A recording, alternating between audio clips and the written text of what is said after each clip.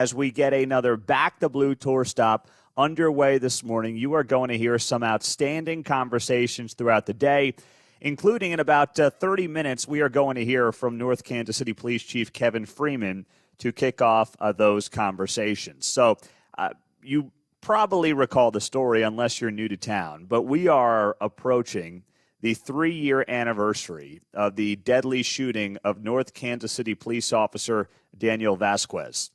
This was, of course, in the midst of a 2-year run where law enforcement was getting absolutely dumped on, for lack of a better phrase, by not just too many across the country politically, but also you had that push in media, on social media, and it was frankly an awful 24-month window that sadly still continues today in certain parts of the country. I think it's lessened here in Kansas City and around Kansas City, but it's certainly still not where it needs to be.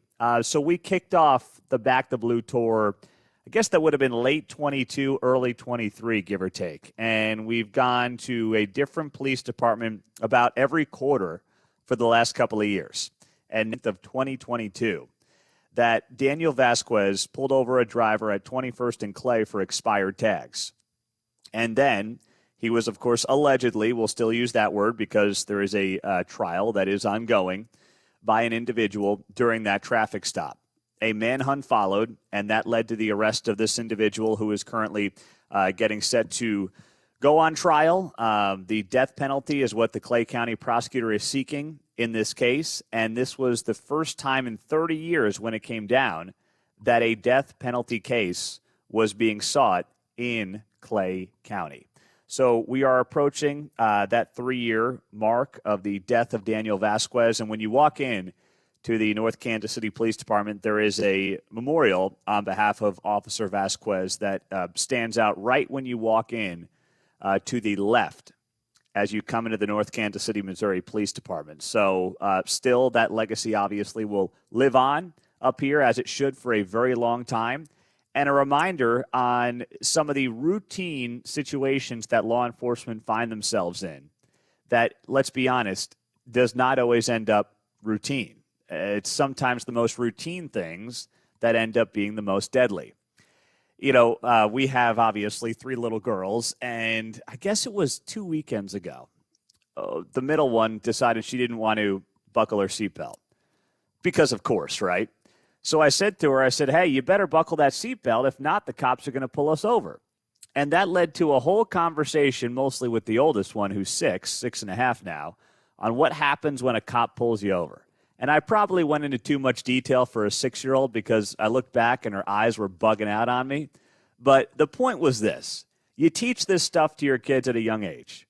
That, you know what, when you get pulled over, you just do what you're asked to do, within reason, of course, right? I mean, we all know that there are bad cops and dirty cops, but we also know that they are a very small percentage of the 750 men and women in law enforcement who are around the country. But you do what you're asked, you hands on the steering wheel, the whole thing, let the cops see them. That way there's no concern as to what might be going on here. And you find yourself in a relatively easy situation within reason. And it's that stuff, that basic stuff, that we seem to have, unfortunately, lost sight of societally in this country.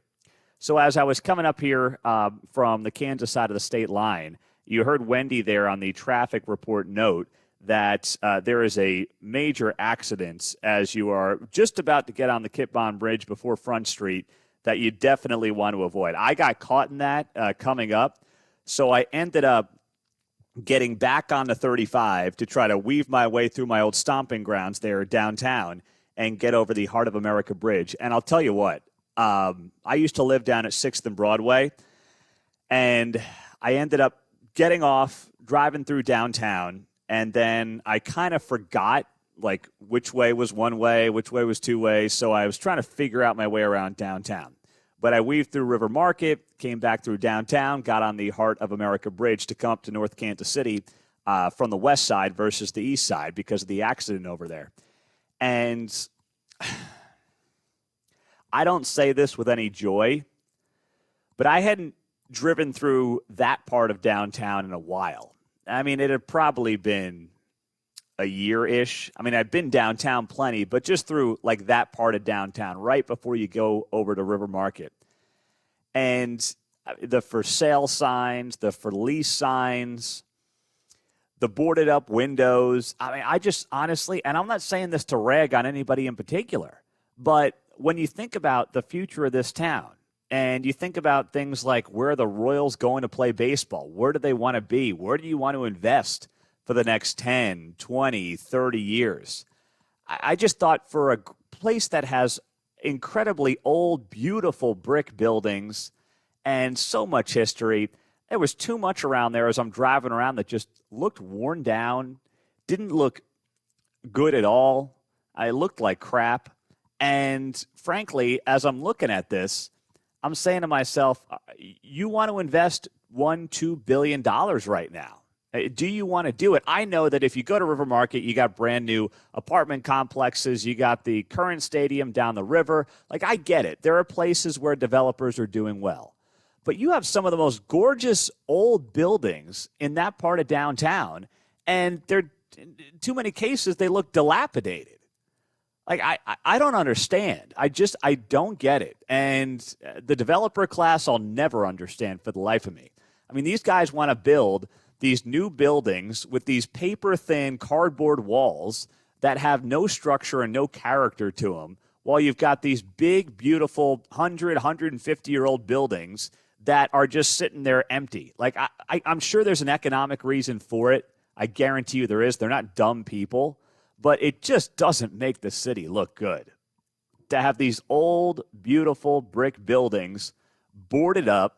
No one's in them. No one's interested in them, while they build up basically the River Market side with these new shoebox apartments that they're putting everywhere. Maybe I'm alone in that, but I genuinely do not understand it. But we are looking forward to having a great show with you today here on KCMO Talk Radio 95.7 FM. You can stream us all morning long on a Friday on the KCMO Talk Radio app. We will have and kick off the show with the police chief in North Kansas City, Kevin Freeman, in about 20 minutes. But coming up, we did tell you about this. I guess it was 9 hours before the news broke. We started off the show yesterday, and we said that Kansas is going to extend the star bonds. And at about, 3 p.m. yesterday, 4 o'clock in the afternoon, what happened? You got an announcement from the Kansas legislature that they will extend the star bond offer to the Kansas City Chiefs to try to lure them to Kansas for another 12 months. We also told you here first on KCMO that the only option was to extend it for 12 months. They can't technically extend it for 30 days. Now, they can put a deadline on this internally and say, listen, we're not taking you seriously after 30, 60, 90, 120 days, whatever it might be. But we got it here first. And there were many in media, well, a couple people in media who I like, who were like, hey, where'd you hear that information? I said, me. That's where I heard it. Okay? It was from me. And they were doubting it, and they weren't sure whether or not our sources were going to be any good. And then, of course, some actually asked, so who's your source? I'm like, are you guys nuts? What do you think I'm doing here? Running a two-bit operation? I'm not telling you who told me that, but I felt good about the source. So we got it yesterday morning. We started off the show with that at 6:05, and in the middle of the afternoon, the rest of the media in Kansas City had it. So now we know that that song and dance is going to continue. Unfortunately, I know some of you are really, and I'm bummed out by this too. I mean, we want this thing wrapped up, but the teams are getting their wish. They will be allowed to pit Missouri against Kansas for a while longer. I don't want to say a little bit longer, a while longer. They'll be able to pull this off. But there was something interesting in a letter that was released by the legislature that they received from Chiefs President Mark Donovan. And it's something that we probably haven't thought enough about in this entire saga. And we'll tell you what that is coming up on 95.7 FM KCMO and streaming all morning long on the KCMO Talk Radio app. As you are getting your morning started, it's a Friday, and today's a great day to get out of work early and finally do what you've been dragging your feet to do, and that is get the engagement ring. If you're waking up right now and you're thinking to yourself, boy, I'm probably a little slow on buying the engagement ring. She's probably expected me to propose by now. Well, the answer is she definitely thinks that. You know that, and I know that, right? Like if it even enters your mind, you know it's been on her mind for a long time. So right now at Diamonds Direct, there's a great deal that you should be taking advantage of. If you buy the engagement ring at Diamonds Direct over there at 119th and Row, you will get a free wedding band to go along with it. I mean, that's a deal right there. And you're not sacrificing quality. You are not sacrificing the white glove service. I promise you that is not going to happen with Angie, Tom, and the team there at Diamonds Direct. You'll get everything you're looking for from a jeweler and a jewelry store, but you are just getting a kicker here with the wedding band coming along with the engagement ring. So whether your budget's $500 or $50,000, it doesn't matter. They've got you covered, everything in between. You just tell them the budget, and they're not going to be those pushy salespeople that try to make sure you spend more than you can afford. That's not what they do at Diamonds Direct. Start shopping right now at 119th and Row, or go to the website at diamondsdirect.com.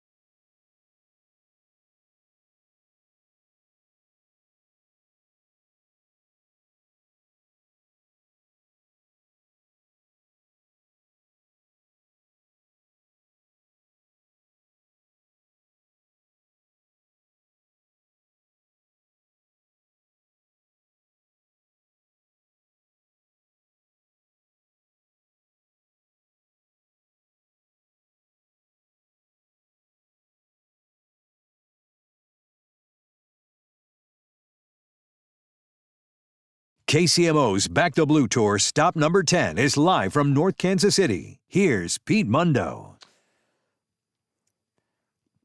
Well, you got it here on KCMO 9 hours before you got it anywhere else, and that is the fact that the Star Bond offer on the Kansas side of the state line will be extended one more year. And I am just thinking about that meme from Trump's first inauguration where that young lady is in that bright green vest or jacket and is like, no! And that's exactly what I know all of Kansas and Missouri was saying yesterday when this news became official.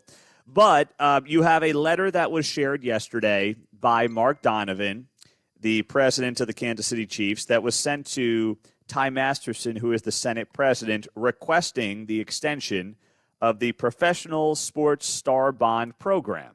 This is, of course, the tool that the state of Kansas is using to try to lure the Chiefs and the Royals to the state of Kansas away from the state of Missouri. Now, you look at the letter that was put out here by Mark Donovan, and a couple things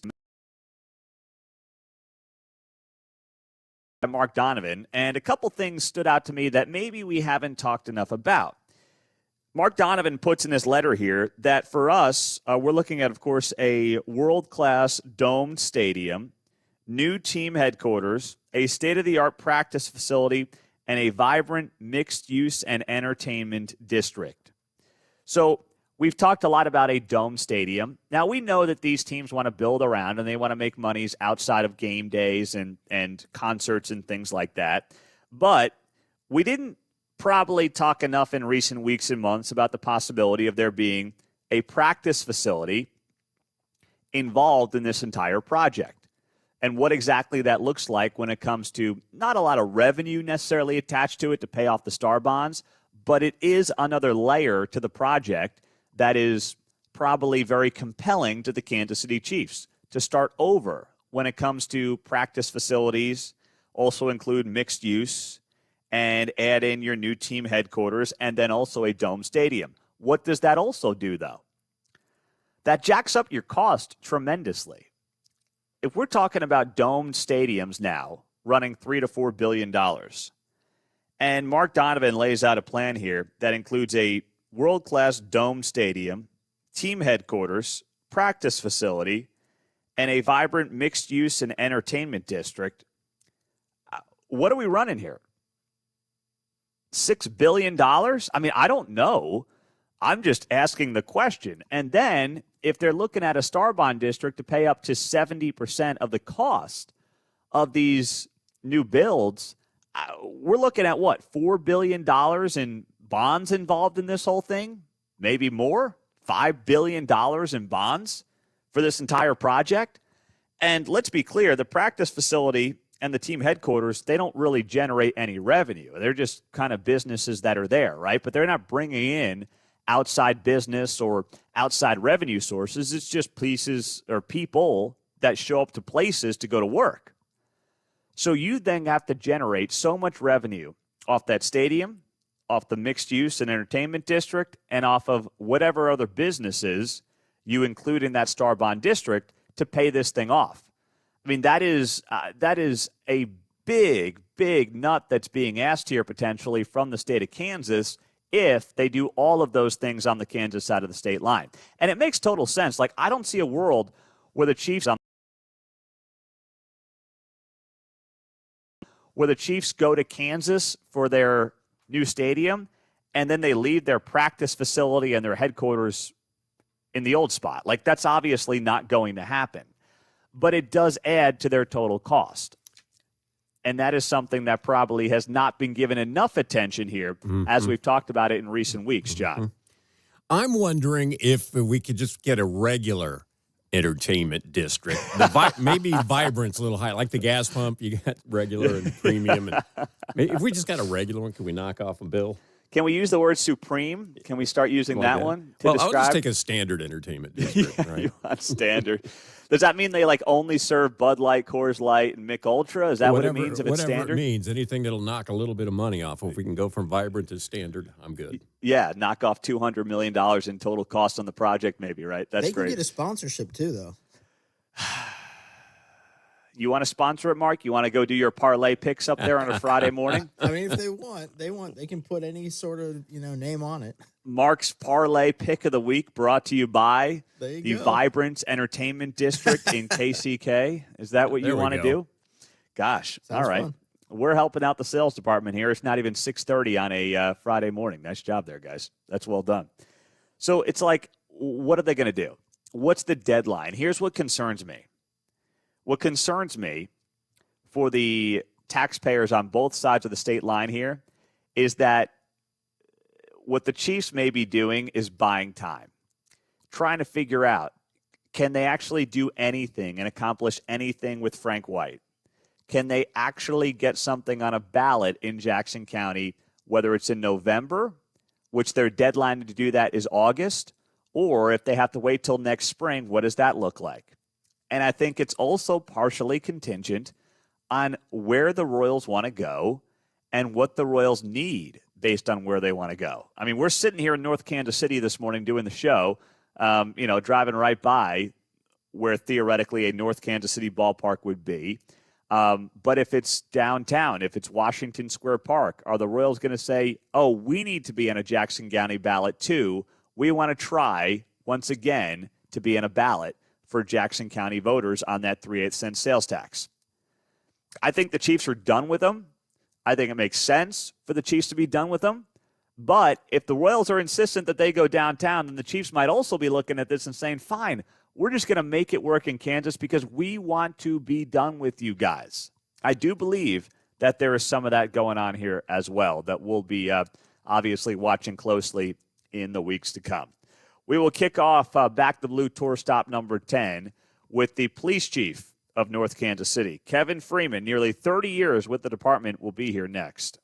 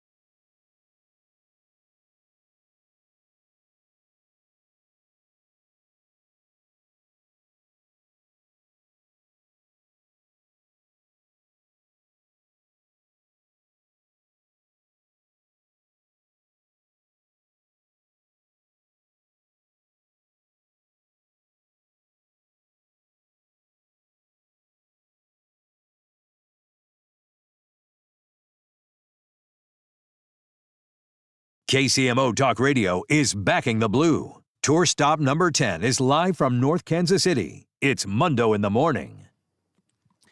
It is great to be up at the North Kansas City Police Department this morning, and we kick off our conversations with their chief, Kevin Freeman, joining us. Chief, good morning. How many years now on the job for you? Hey, good morning, Pete. Thanks for being here. We really appreciate all the support you provide to law enforcement around the region. So I've been on the job here in North Kansas City since 1997, so on my 29th year. Wow. So what's the biggest change you've seen up here in North Kansas City and just, with the surrounding Northland communities in general? I think for us, it used to be like you would roll the sidewalks up at night here in North Kansas City, and there wasn't much going on after 6, 7 o'clock in the evening. But the dining and entertainment, the stuff that's been coming in over the last 15 years has just been an incredible change for our community. So let's talk about the fact that we're sitting here at the near 3-year anniversary of the loss of Officer Vasquez, who, of course, has a memorial right outside of the room that we're broadcasting from here. Take us through what the memorial is intended to do, what it's about, and the plans for it going forward. Sure. So, unfortunately, in July 19, 2022, we lost Officer Vasquez, shot in the line of duty here in North Kansas City, first ever law enforcement officer killed in the line of duty for North Kansas City. The community showed us a tremendous amount of support during that time frame and continues to still do so. One of those things that came up during that was one of our local architects, WSKF, offered to provide design services for a memorial should we decide we wanted to do one. Once we got through a lot of the initial stuff that we had to take care of, we went back and talked with Rick Huell over at WSKF and started the design process, and then it became not something that we wanted just strictly to memorialize Officer Vasquez, but to memorialize any public safety person in North Kansas City that lost their life for the citizens of North Kansas City. That includes Officer Vasquez. That includes now 3 firefighters that have lost their lives fighting for North Kansas City. So we created a larger public safety memorial, and that's what you see going up in our parking lot. We expect conclusion of that build to be hopefully sometime in July and have a dedicated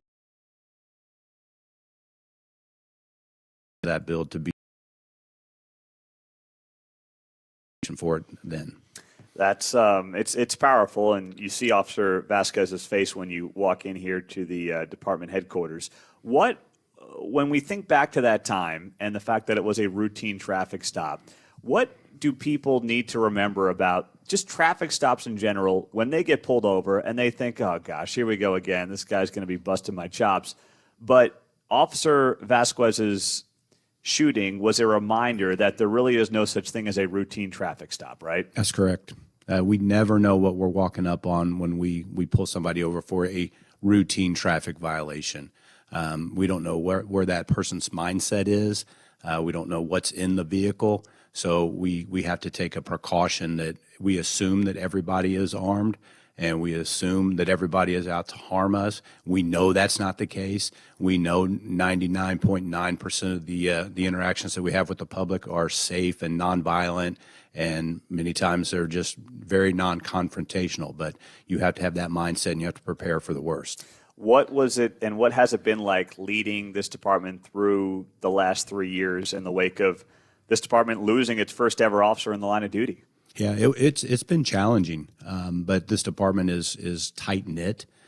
We have I wouldn't say family, but we are a very tight knit department. We're there for each other, and that is how that we lean on each other. So it's been easy to lead when you have a department that leans on each other for success. How about the support that you've received from area law enforcement over the last 3 years? What has that been like for you? It was phenomenal. I tell the story, like when you're going through something like that in the moment, you realize who your friends are, and there were people with me during that initial response and time frame. Other leaders in law enforcement in this area that some are still working, some are retired now, but they were thinking for me when it was difficult for me to think. That's a good way to put it. We're here with Chief Freeman of the North KC Police Department. We are on our 10th Back the Blue tour stop that we started about 2.5 years ago. So you take over this chief job in January of 2020. You get COVID. You get the anti-police movement that swept the country.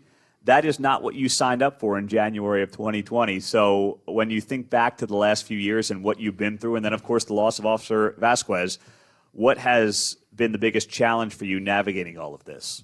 Yeah, that was what you're right. It wasn't what I signed up for. It wasn't what I was expecting when I took the job. It was a roller coaster there for a little bit. Things have obviously calmed down since then. More of the status quo now. But I think we're facing one of the challenges that all police departments around the country are facing right now, and that's trying to attract and retain high quality talent that want to do this job. People just don't look to, it's not just policing, it's public service in general. People aren't looking to public service jobs when they're looking for what their next career move is going to be. So we face the same challenge that everybody else does in trying to find good people that want to police, and good people that want to police in North Kansas City know what the difference between policing in North Kansas City is versus policing in Kansas City or Kansas City, Kansas, or Overland Park, or in an insert city here. So that's such a common theme, and that's where I think 2020 really set back recruiting and policing potentially upwards of a generation, because everyone's struggling. So now you have a lot of departments that are increasing their salaries, but they're just picking off somebody else who's at it. So that leaves that department short. I'm not saying that's wrong, but the bigger picture is societally, we're not developing people who want to get into this line of work, and it's hurting everybody, no matter how safe or how dangerous your community is. Is that your read on it? Absolutely. Yeah, and it started before 2020. I think we can even go back in our community and go back to the Ferguson situation with Michael Brown and that what happened there. That was the start. That's when I started seeing the start of some disconnect with the anti-police movement and younger generations. And at that time, we started to make some real efforts to start going into our high school here in North Kansas City and start just having conversations, real conversations. Let the students ask anything and everything that they wanted to know about what it is to be a police officer. Why do we like donuts? Whatever the questions are. They came fast and furious, and some were really odd and some were very on point too. But trying to start having those conversations, make people understand, like, yeah, we have a job. This is our job, but we're also people. We're also human beings also. Is that something that you've noticed has returned some kind of net positive for you? Have you been continuing to do that in recent years? Obviously, everything kind of took a break during COVID when we can't get in and do those type of things. So we're in a reset mode for that right now, just as well. But the net positive, I hope at some point, somewhere down the line, after we started it, I'm going to have somebody that puts in an application and said, "Hey, I remember talking to you in my junior year in high school, and you really made an impact on me, and this is what I wanted to do." Mm-hmm. Kevin Freeman is here, police chief for North Kansas City. So what about, the idea of potentially being the police chief in a town that could have a, dare I say, Major League Baseball team in a couple of years? I don't know. I just keep hearing the rumors, as do you. What does that look like for you potentially? Just another thing to add on your plate, right? Yeah, it's going to be, it will be a challenge if that occurs. I think like everybody, and I'm sure all your listeners, just like me, is like, we just want to know. Yeah. We want to know what's going to happen. Obviously, the teams are businesses, and we understand happen. And they're trying to make the best business decision. But yeah, the impacts on law enforcement will be a big challenge for us. It's something that honestly that I would look forward to. I like challenges, and then we'll just see how we can do it. I mean, we have a safe community here. We want to make sure we continue to have a safe community. So whatever were to happen in the area that they're predicting the ballpark to go, if it were to go here, we want to make sure it doesn't adversely affect our citizens too. Yeah. Absolutely. When it comes to areas of the department that you've had to change, what has been the biggest difference in policing from when you started in the late 90s to today? What is that part of the job looked like for you here as you've been the chief now for 5.5 years? I think accountability in the overall criminal justice system has changed. It used to be easier to hold people accountable for the crimes that they're committing. That's harder now. Jail space has some to do with that. Mm-hmm. Societal norms have something to do with that. But we really haven't changed there. We want to catch the bad actors doing bad things, and we want to hold them accountable, and we want to hold them accountable to the highest degree that we can. And on your end, you got body cameras up here? We do. Okay. How long you had those? Gosh, we've had those probably at least 10 years Oh, now. so you were more or less ahead of the curve. Not ahead of the curve, but you certainly weren't late to the party on those. Which Correct. has got to be a no-brainer. I mean, what cop wants to work without body cameras in today's environment, right? Right. Yeah. So my predecessor, Steve Beamer, so I've been chief now 5 years. He was chief about 7 years. So that was one of the first things that he wanted to do when he became chief was make sure that we had good body camera program. So it may be closer to 12 years now. Wow. That's great. Well, Chief, I know you're going to be back with us here next hour with a fellow guest as well. So we're looking forward to having you back, and thank you for allowing us to do the show from here. We appreciate it. Absolutely. Thanks for being here. You bet. Kevin Freeman, he is the police chief for North Kansas City. We are at our Back the Blue tour stop number 10 over the last 2.5 years. We will get to the 6 at 6, top 6 stories in the 6 o'clock hour coming up on 95.7 FM KCMO.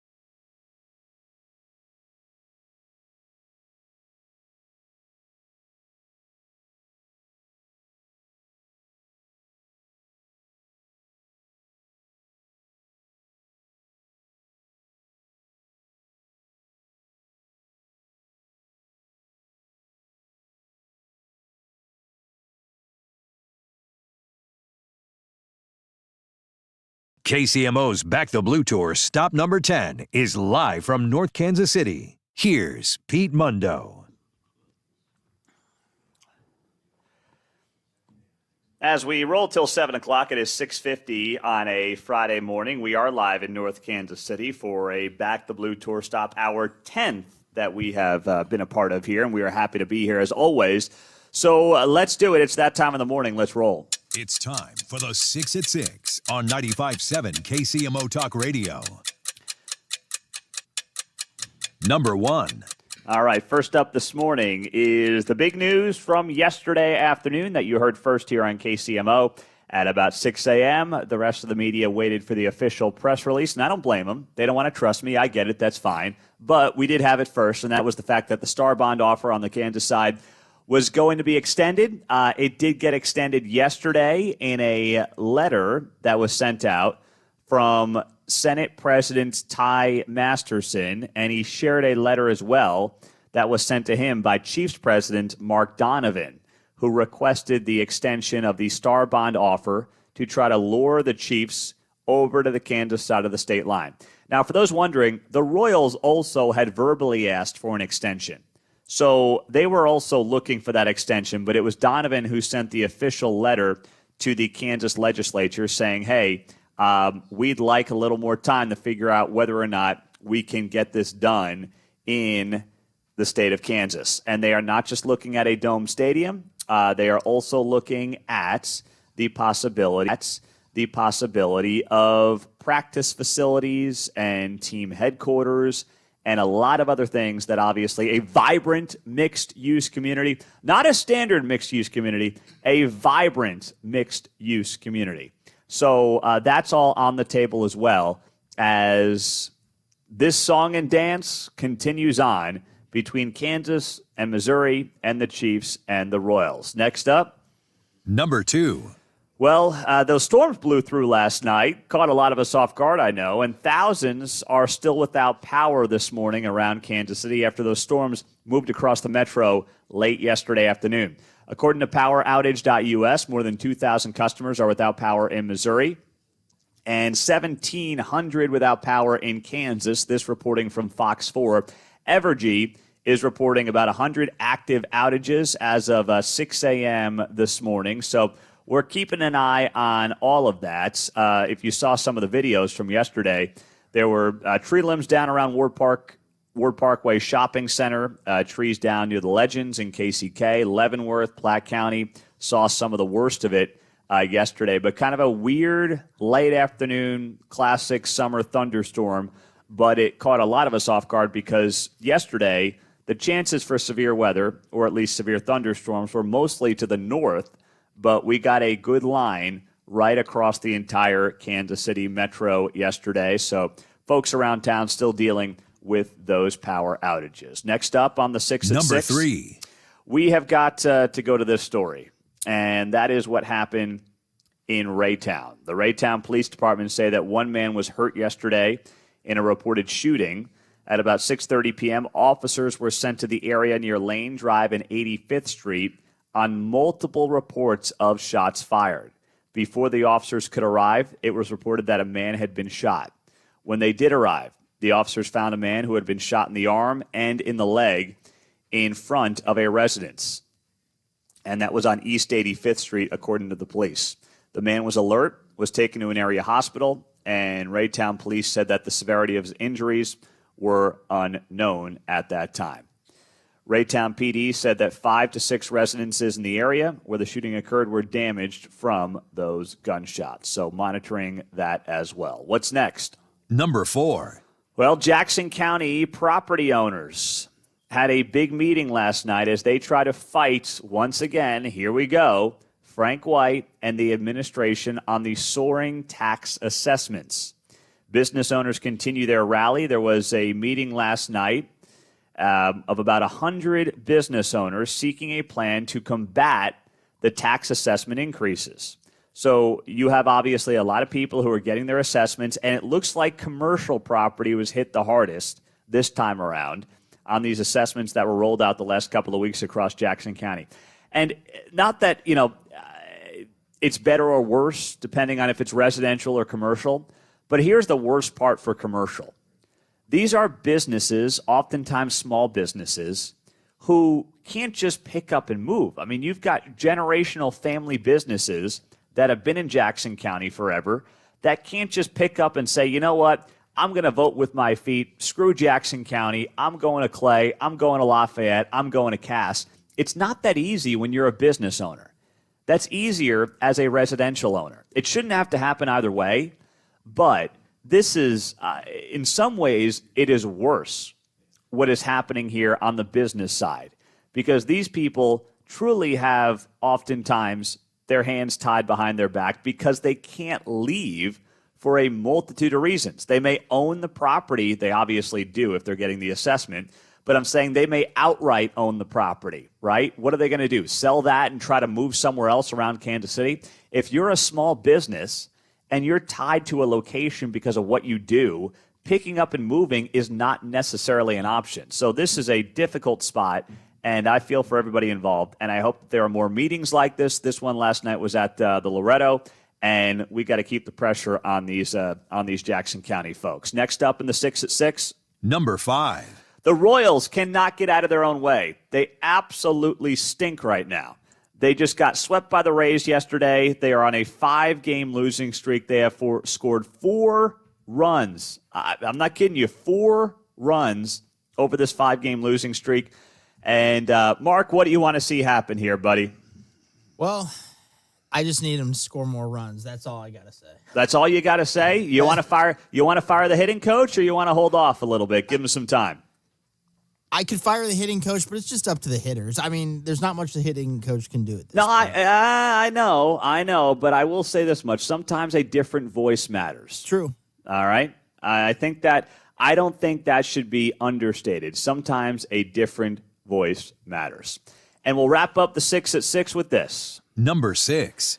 Today is a big day. The Supreme Court will release its final opinions of the term this morning. And what will that include? That will include President Trump's efforts to end automatic birthright citizenship. So as soon as that comes down, we will have it for you here on KCMO Talk Radio, 95.7 FM, and streaming on the KCMO Talk Radio app. We'll continue from the North Kansas City, Missouri Police Department. We'll have Kevin Freeman and John Miller, business owner and president of the North KC Police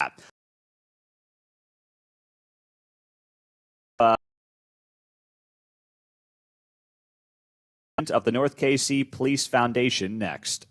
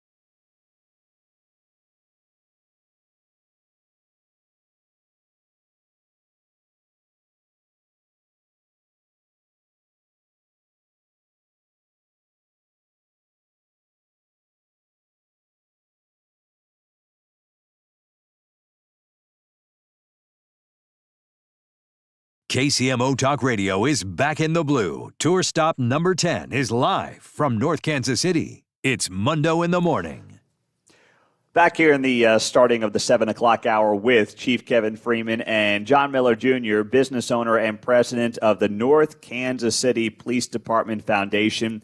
Good morning, guys. Thanks for being here. Good morning. Thank you. Well, Chief, let's start with you to set up the conversation with John. And the North Kansas City Police Department, we obviously talked to you earlier this morning, but when you think about your department and the importance of having a foundation like this for North Kansas City, what has the purpose been for the foundation? So what we looked at when we started to form the foundation was kind of future forward thinking. North Kansas City has been good to us. The city's been good to us with funding most of the things that we need. But we also see our salaries continuing to increase, trying to be competitive in the market. We just passed the city just very recently just passed a new salary package for us that's going to take effect in January. Puts us top of the market, but as we pay more and more for salaries, there's probably less and less money for other things that we need to do. Now, the essentials are going to get taken care of, but if it's a training opportunity, a specialty equipment, there's a lot of new technology out there that is very a force multiplier for us, but it takes money. And sometimes the city may not have that money to give to us when they're trying to put in new water lines and buy new fire trucks and stuff like that. And again, like I said, they've been very good to us over the years, but we want to be there.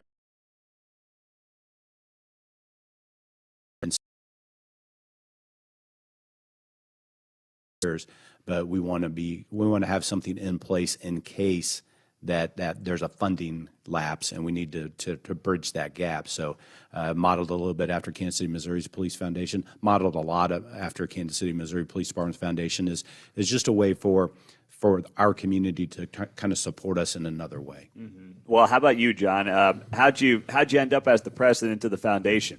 Obviously missed the meeting. So, no, Kevin reached out to several people in the business community, and he had some key figures he wanted involved. Our business has been in North Kansas City for 45 years now. This is home to me. I try to get on city council, all that, and they're like, well, you've got to live here. And I go, I do live here, I just don't sleep here. But this community is really, my blood, sweat, and tears have been poured into it. When Kevin called me on this police foundation, I go, absolutely, I'll be involved. How did I get to be president? That's the joke. I'm probably the least qualified out of everybody in the group. So you start at the bottom your first year and you work your way up. But truly honored to be a part of this. This community, from the police department to the fire department to city officials that we work with on a daily basis, you just couldn't ask for anything any better. So what are some of the things that you have been able to give back to the community, give back to the police department with, even though the foundation's only been around for, less than a year at this point? Yeah, we're on the startup stage of it. It's just like any business, so we're learning as we go, I would say. We're taking the lead from Chief Freeman a little bit on, hey, what do we need? I think our biggest concern is that the city doesn't look at this foundation as another funding avenue for the police department. We need to make sure the city does it. Our goal is to be there for immediate needs that they can't get pushed through city staff, city council, get approval, that kind of thing. Body cams were something that were brought up in Kansas City, Missouri. Chief Freeman's bringing up these surveillance trailers that we may need one. We used one for the Snake Saturday Parade, and he was very pleased with it, and that kind of thing. What is that?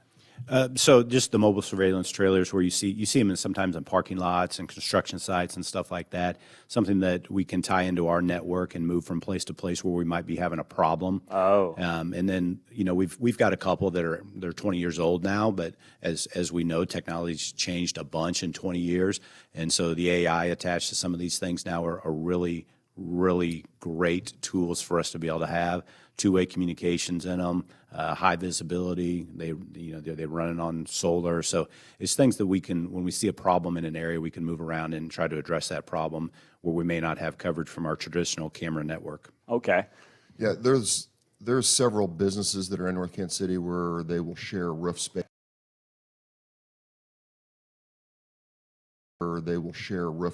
With the police department, But the trailers, the advantage of that, like Kevin said, is to be able to move it around into areas where we're having issues.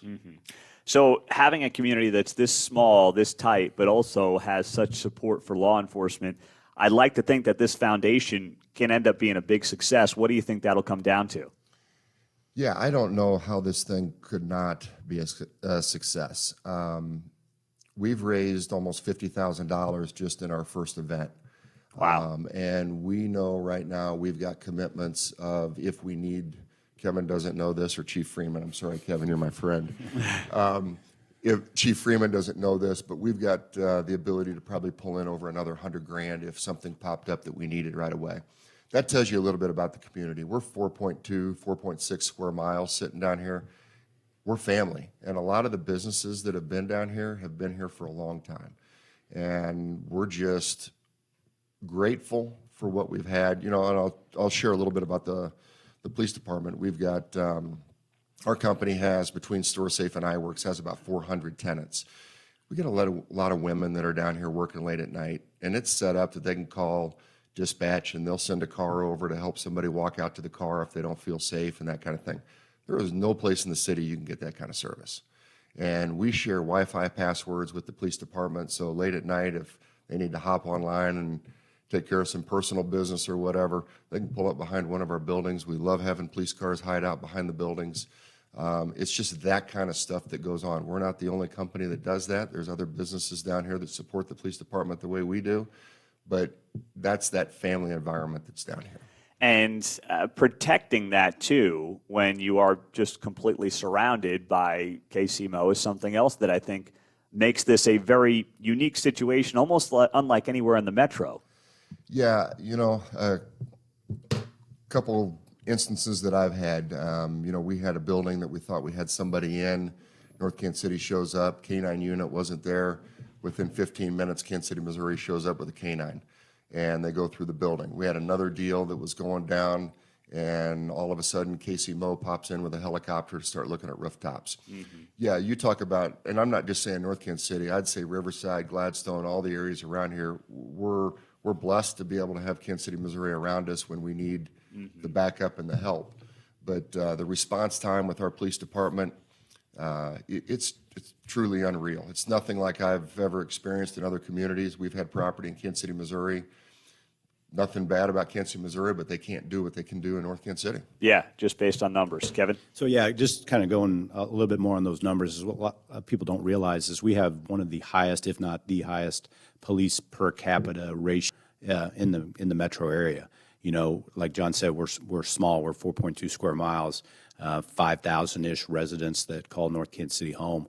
We're at like 137 residents right now for police per capita. It's one of the highest in the metro. And so when John talks about response time, it's like we're there quick. High visibility, proactive patrol is something that we're really big on, is making sure that we prevent crime before it happens and making sure that the bad actors that come into North Kansas City see us driving around, see us doing enforcement activity, and making sure that they don't do their bad acting here. You know, a recent survey that was published last year that the city conducted, like our police department, you know, it was returned that 96% of the business respondents said that they were satisfied or very satisfied with the police services in North Kansas City. 82% of the residents said the same thing. A little bit smaller, but that's 29% higher than the national average. Wow, that's fantastic. So, you know, as we approach to the 3-year anniversary of the loss of Officer Vasquez, John, for you as the president of the North Kansas City Police Foundation, how do you want his legacy to be a part of what you are building with this foundation? It's just, I want everybody to know about the support that we're there for the officers. I got a little bit different, more of a family issue that I'm dealing with right now because Kevin's trying to recruit my son into the police department. So, you know, I want to make sure whether it's my family or somebody else's family that we're doing everything that we can, everything possible to take care of the officers to make sure something like that never happens again down here.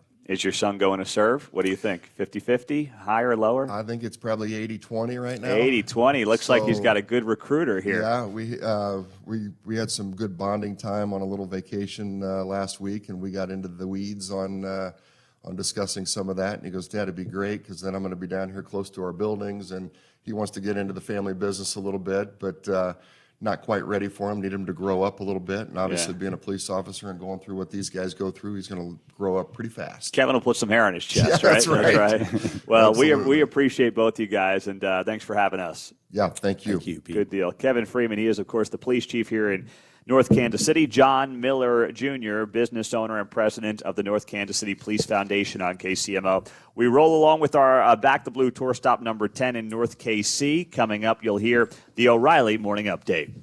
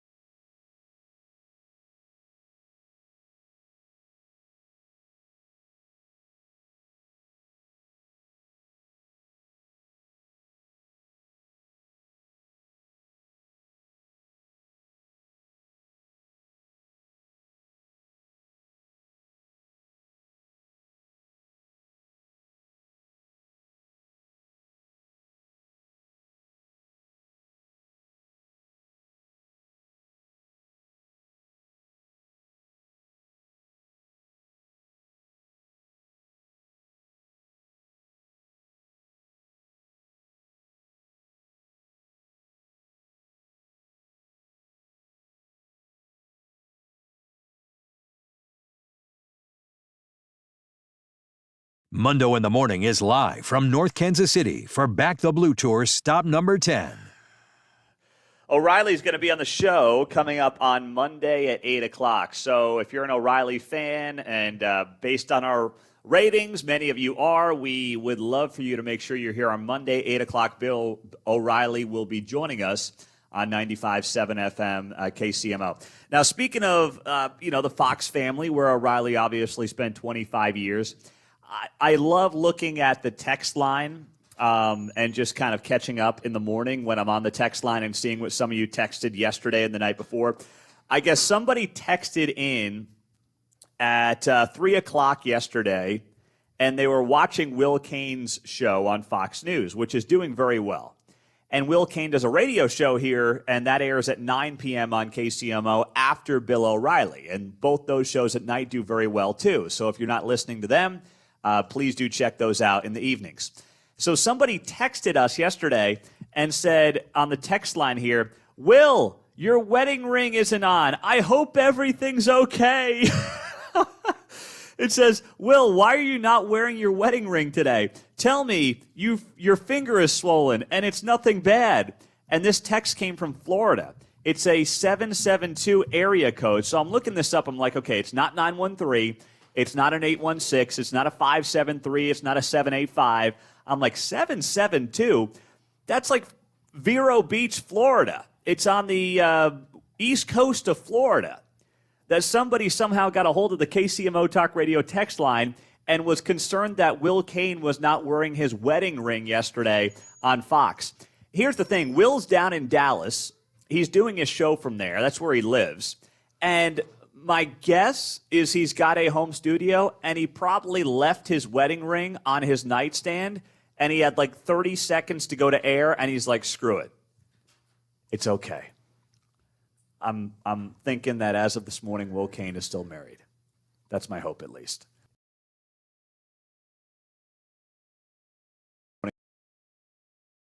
That's my hope, at least. But I love the passion that some fans have. And I'll tell you what, I mean, listen, I don't wear watches. Not a watch guy. I had somebody once say to me, the status of a man is based on his watch. I said, great, well, I'll never have any status in this country because I'm not a watch guy. I don't care. All right? Anyone under the age of 40 doesn't wear a watch for time. Boomer here representing, don't wear. Oh, that's right. You're not a watch guy either, John. I've gotten them from time to time, and I wear them as a gift, and eventually somehow something will happen to it, and I don't replace it. Yeah, I don't like having things on my wrists or my fingers or my hands. I just don't like it. Even the wedding ring, having been married now 11 years, I'm used to that. I kind of feel naked without it, but I don't wear it to bed. I take it off every night. I want nothing on, well, not nothing on me. I want nothing jewelry-wise on me when I'm sleeping. I don't like the feeling. So, I'm not, still all these years later, totally comfortable with having anything on my fingers, my wrists, anything like that. Not my thing. But I know there's a lot of guys who just, you know what, like me, you take it off at night, and sometimes if you're in a rush in the morning, you forget it. But that never happens to me because now if I'm at work, if I'm doing the show, and I don't have it on, it feels weird. I feel naked without it during the day. But at night, I still, frankly, just don't want to wear it. I have zero interest in wearing it. Do you guys take it off at night or no? I keep it on. You keep it on? Oh, okay. All right. Then I'm in the outlier. How about you, Castro? Take it off? All right. I like your ring you got there, too. He lost so many. He's got one of those plastic rings. That's only for, like, cops. Cops are allowed to wear those because they're on the job. You can't be wearing those, man. You got to have a real ring. Oh, okay. All right. We're talking to our engineer, guru extraordinaire, Chris Castro here, who's with me in North Kansas City for our Back the Blue Tour stop number 10, as we are excited to be here, of course, and tell the stories of the men and women of the North Kansas City Police Department. They are up against the 3-year anniversary of the loss of Officer Vasquez. He is, of course, someone who was killed in a traffic stop 3 years ago, July 19th of 2022. Vasquez was pulling over a driver near 21st and Clay for expired tags. As routine as it gets, right? And he gets shot and killed allegedly by the man in the car.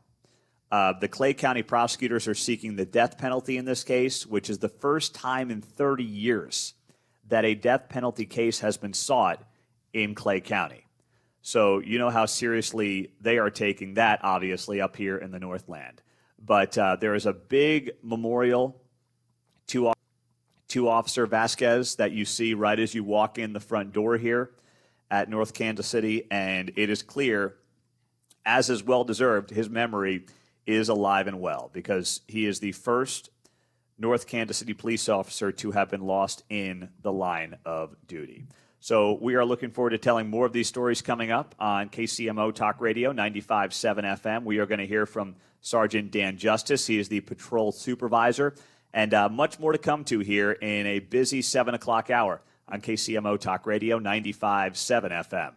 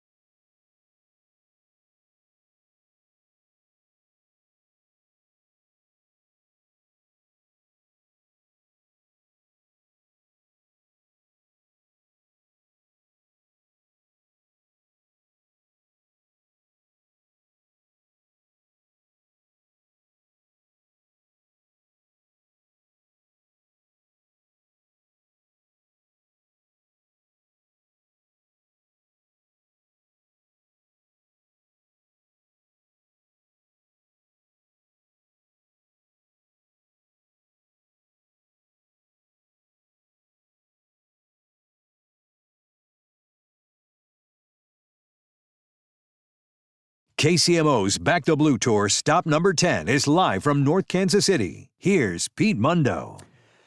We are continuing in North KC. Happy to be here with these folks up in the Northland, and we're happy to welcome on Sergeant Dan Justice, Patrol Supervisor, joining us on KCMO. Sergeant, good morning. Good morning. Thanks, Pete, for having me on. How long you been with the department now? 34 years. 34 years, all with North Kansas City. All of them. That's amazing. Well, what is the biggest change in 34 years here in North KC?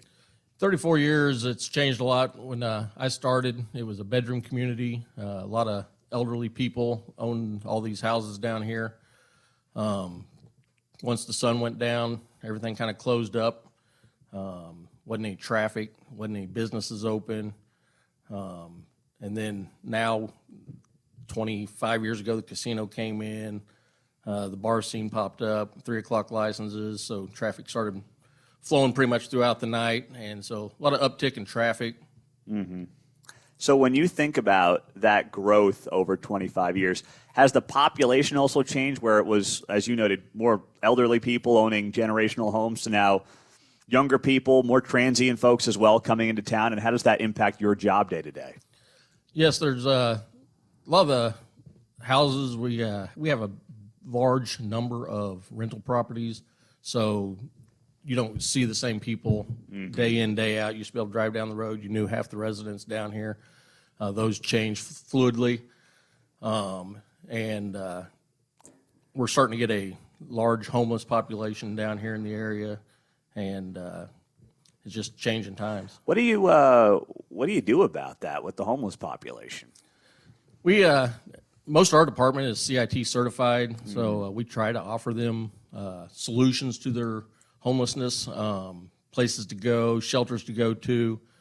We find what's tough is a lot of them don't want help, which poses a problem. Some of them cause problems for local businesses, and then there's a large amount that don't cause us any problems. They're just passing through, and they're trying to make a living and do whatever they can do to just eat. How about, I've got to think that when there's free bus fares around Kansas City and you're surrounded by Kansas City, that doesn't help with the homeless population. Is that a fair assessment? Yeah, I believe that's fair. I know there's other agencies around us that have stopped the bus service. I don't know if that's the reason for it. But, yes, when anybody can hop on it and just go wherever for free, then they just move around the city throughout the day. And I think a lot of them also get transported to our hospital. Oh, and, okay. Then once they're released from the hospital, they're now in our city. The hospital offers them services for transportation back, lift, bus tickets, and stuff like that. But once again, they don't always want that. They want to get out of the hospital and they want to be on their own. So as the patrol supervisor, as you're recruiting people right now during a very difficult time to recruit to this industry, what is your pitch? How are you trying to get people excited and involved in becoming cops and getting involved in patrol in particular? Well, nowadays a lot of people always look at the money numbers. Yeah. If I'm talking to somebody, I've been here 34 years. Yeah. I love coming to work. I come to work every day. I'm ready to go to work, and I finally hit the age I can retire, but I still love it. So I'm going to keep coming here and doing it every day. And this department takes care of you. We always have new cars. We got new equipment. You go to Kansas City, you got to buy, like if you want a patrol rifle in your car or whatnot. We got patrol rifles in all of our cars. We got shotguns in them. We got less lethal in them. So, this department here really takes care of you. I try to let people know that if you want to do a whole lot of things like homicide and TAC and all that stuff, then you probably want to go to the big city. We do all the same stuff Kansas City does. We just don't do it as often. Yeah, which, let's be honest, it's better that way. I agree. Less people getting killed is a good thing, obviously. So what about when it comes to you? How many more years you got if you're in year 34? That's what I want to know.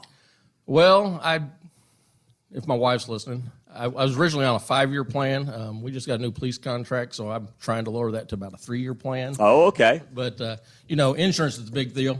Yeah. So my wife's self-employed, so we got to figure out the insurance situation before I leave. So 3 to 5. That happens a lot on this show where people say, can I be honest? Because what if my spouse is listening? And I just say, don't worry, no one else is listening. I doubt she's listening. You can be totally honest. Just two guys having a conversation here. That's great, though. So what would you say has been the biggest growth in this department during your 34 years? In terms of how things have changed, new focuses, new things that you guys have tried to put at the forefront over 3.5 decades? Well, basically when I started, community-oriented policing wasn't even a thing. Yeah. You went out, you stopped cars, you answered calls for service, and nowadays it's a big push on crisis intervention teams and community policing, and some days it's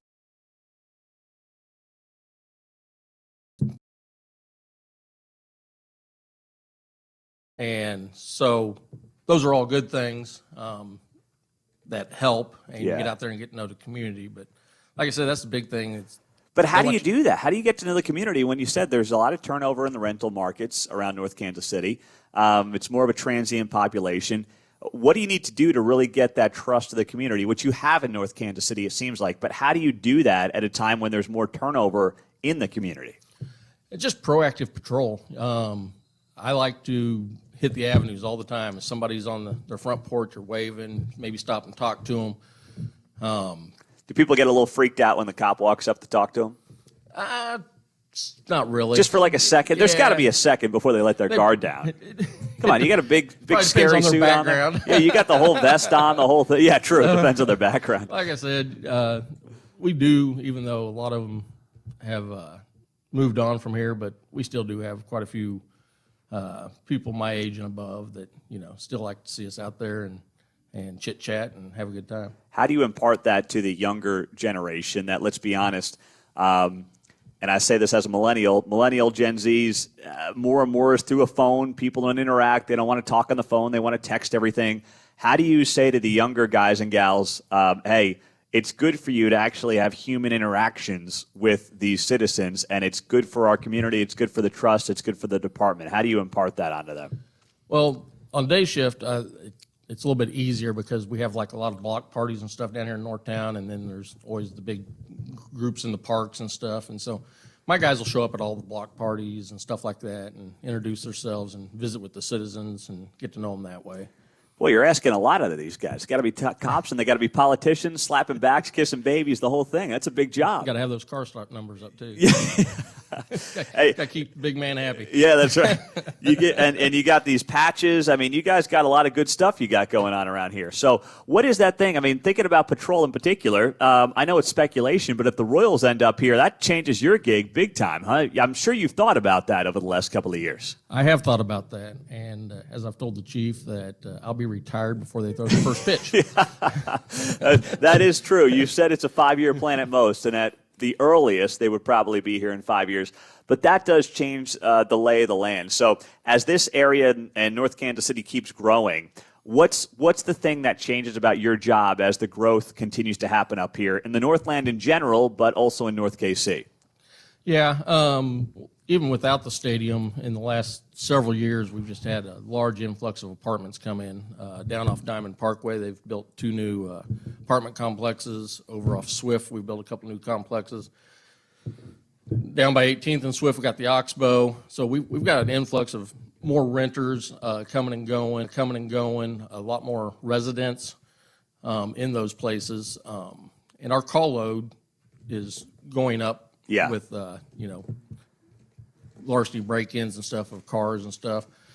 So I think sooner or later you're going to have to visit the thought of maybe getting more officers, which then poses the problem we can't get full staff right now. Yeah. So we're hoping the new contract will help us do that and get some more people interested here, because I think sooner or later that we're going to have to increase our manpower. Well, Sergeant Justice, thank you for being here on KCMO. We appreciate all you're doing and your time. Hey, thank you. Dan Justice, Patrol Supervisor for the North Kansas City Police Department on KCMO Talk Radio 95.7 FM. We are streaming all morning long on a Friday on the KCMO Talk Radio app. The biggest story of the day that we had 9 hours ahead of everybody else, we will tell you about and get you the details of next on KCMO.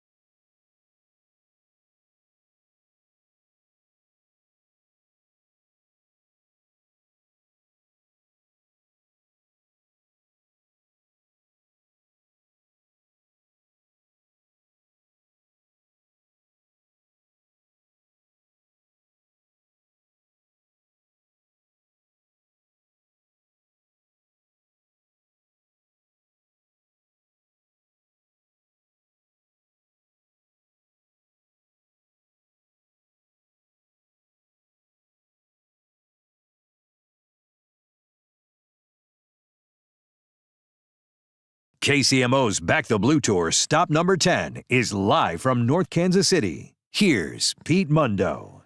And we are happy to be here on a Friday morning on KCMO. Of course, the big news that the rest of Kansas City media was about 9 hours behind on yesterday was the fact that the Star Bonds did get extended on the Kansas side of the state line in an announcement that came down from the legislature at about 3 o'clock yesterday afternoon is when this became official. And what I thought was interesting yesterday is that it was announced by the Senate President Ty Masterson that the Legislative Coordinating Council would be meeting on July 7th.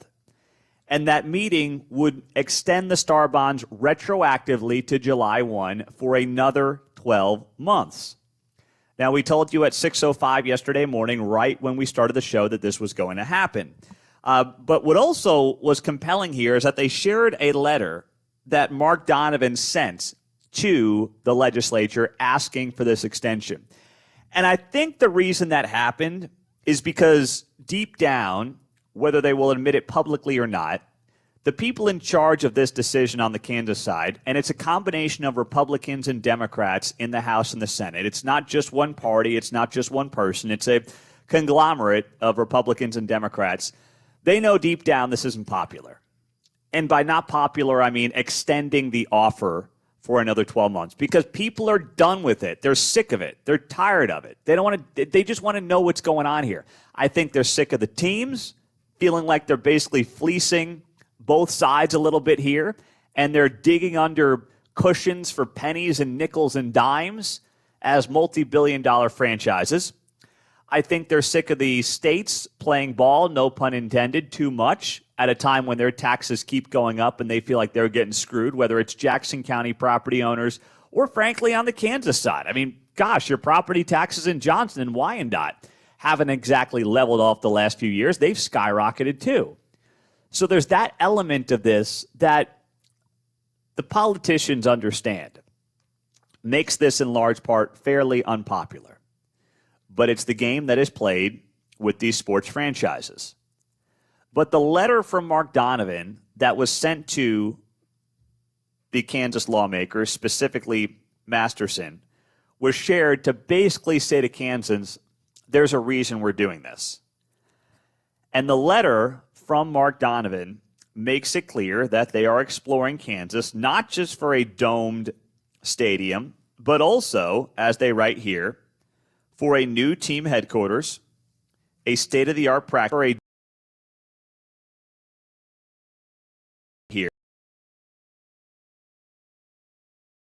state-of-the-art practice facility, and a vibrant mixed-use and entertainment district.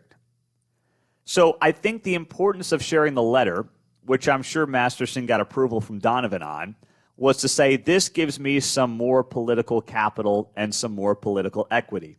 And he's right. Masterson is right to feel that way.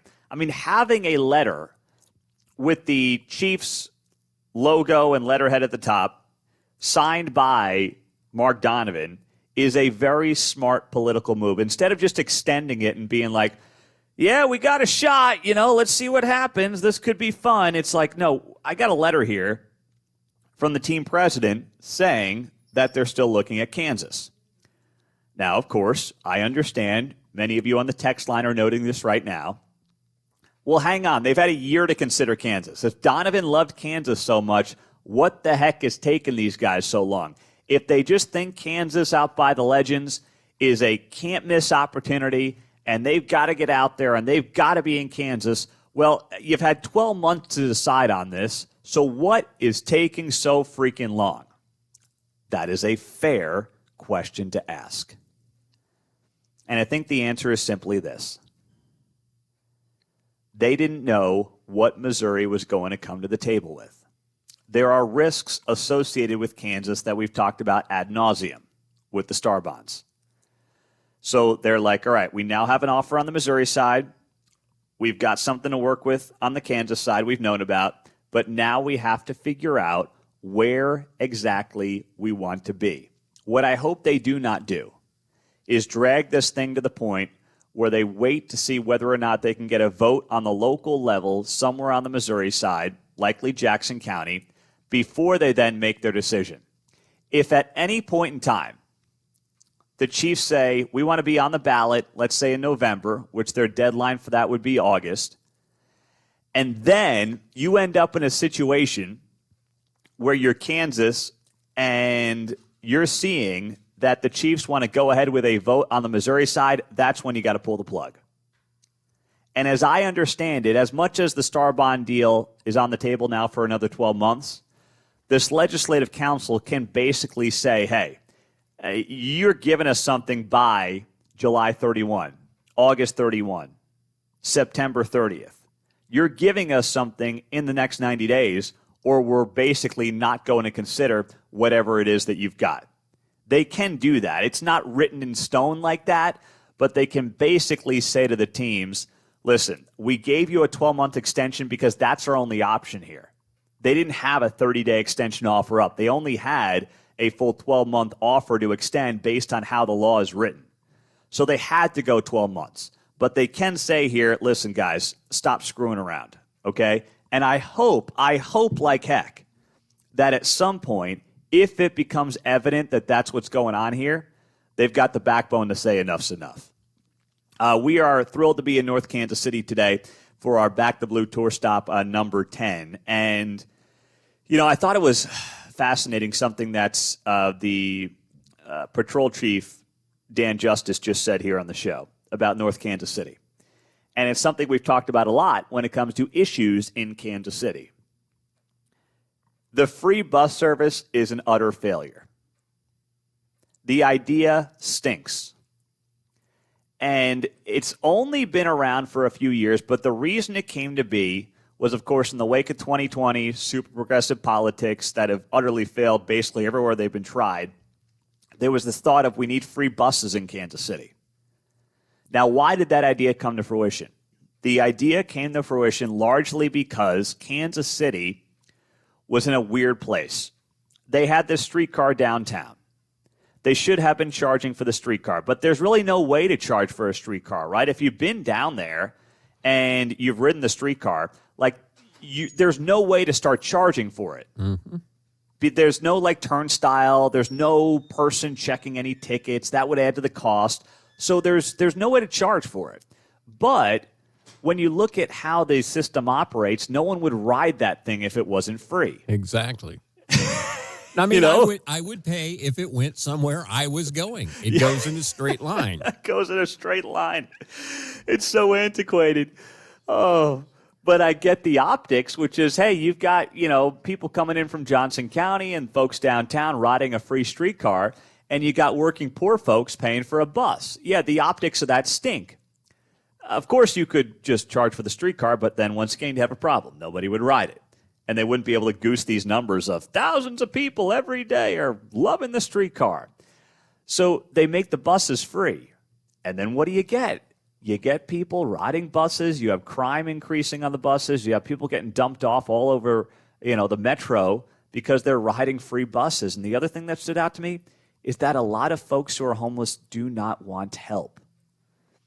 The idea that you just build a bunch of, housing and we're just a roof over the head from getting these people back on track. No, there are severe mental health issues that need to be addressed.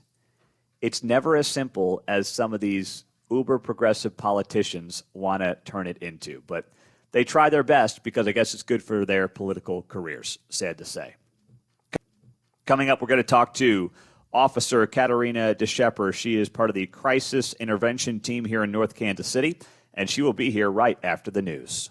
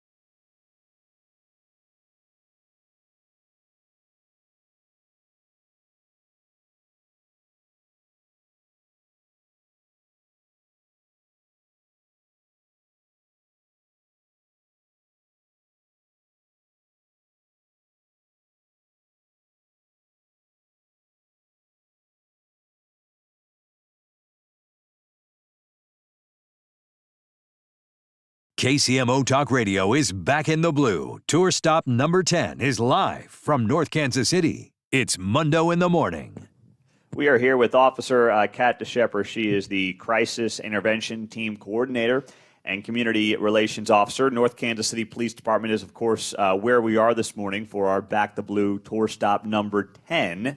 We've been doing these for about 2.5 years. About once a quarter, we like to go out and visit with one of our area law enforcement departments and learn about what they're doing and some of the ways that the job has changed over the years, and frankly put to rest some of the narratives that have been out there the last several years about this industry. So, Kat, good morning. Thanks for being here on KCMO. We appreciate the time. Yeah, thank you for having me. So let's start with the crisis intervention part of your job. I've got to imagine that this is an area that has grown a lot in recent years in policing around the country because we're trying to obviously, I would imagine in your shoes, help people that oftentimes are dealing with some type of mental health crisis, right? So what does that look like when you're involved in something, whether it's domestic or mental health? How does that change how you approach a situation?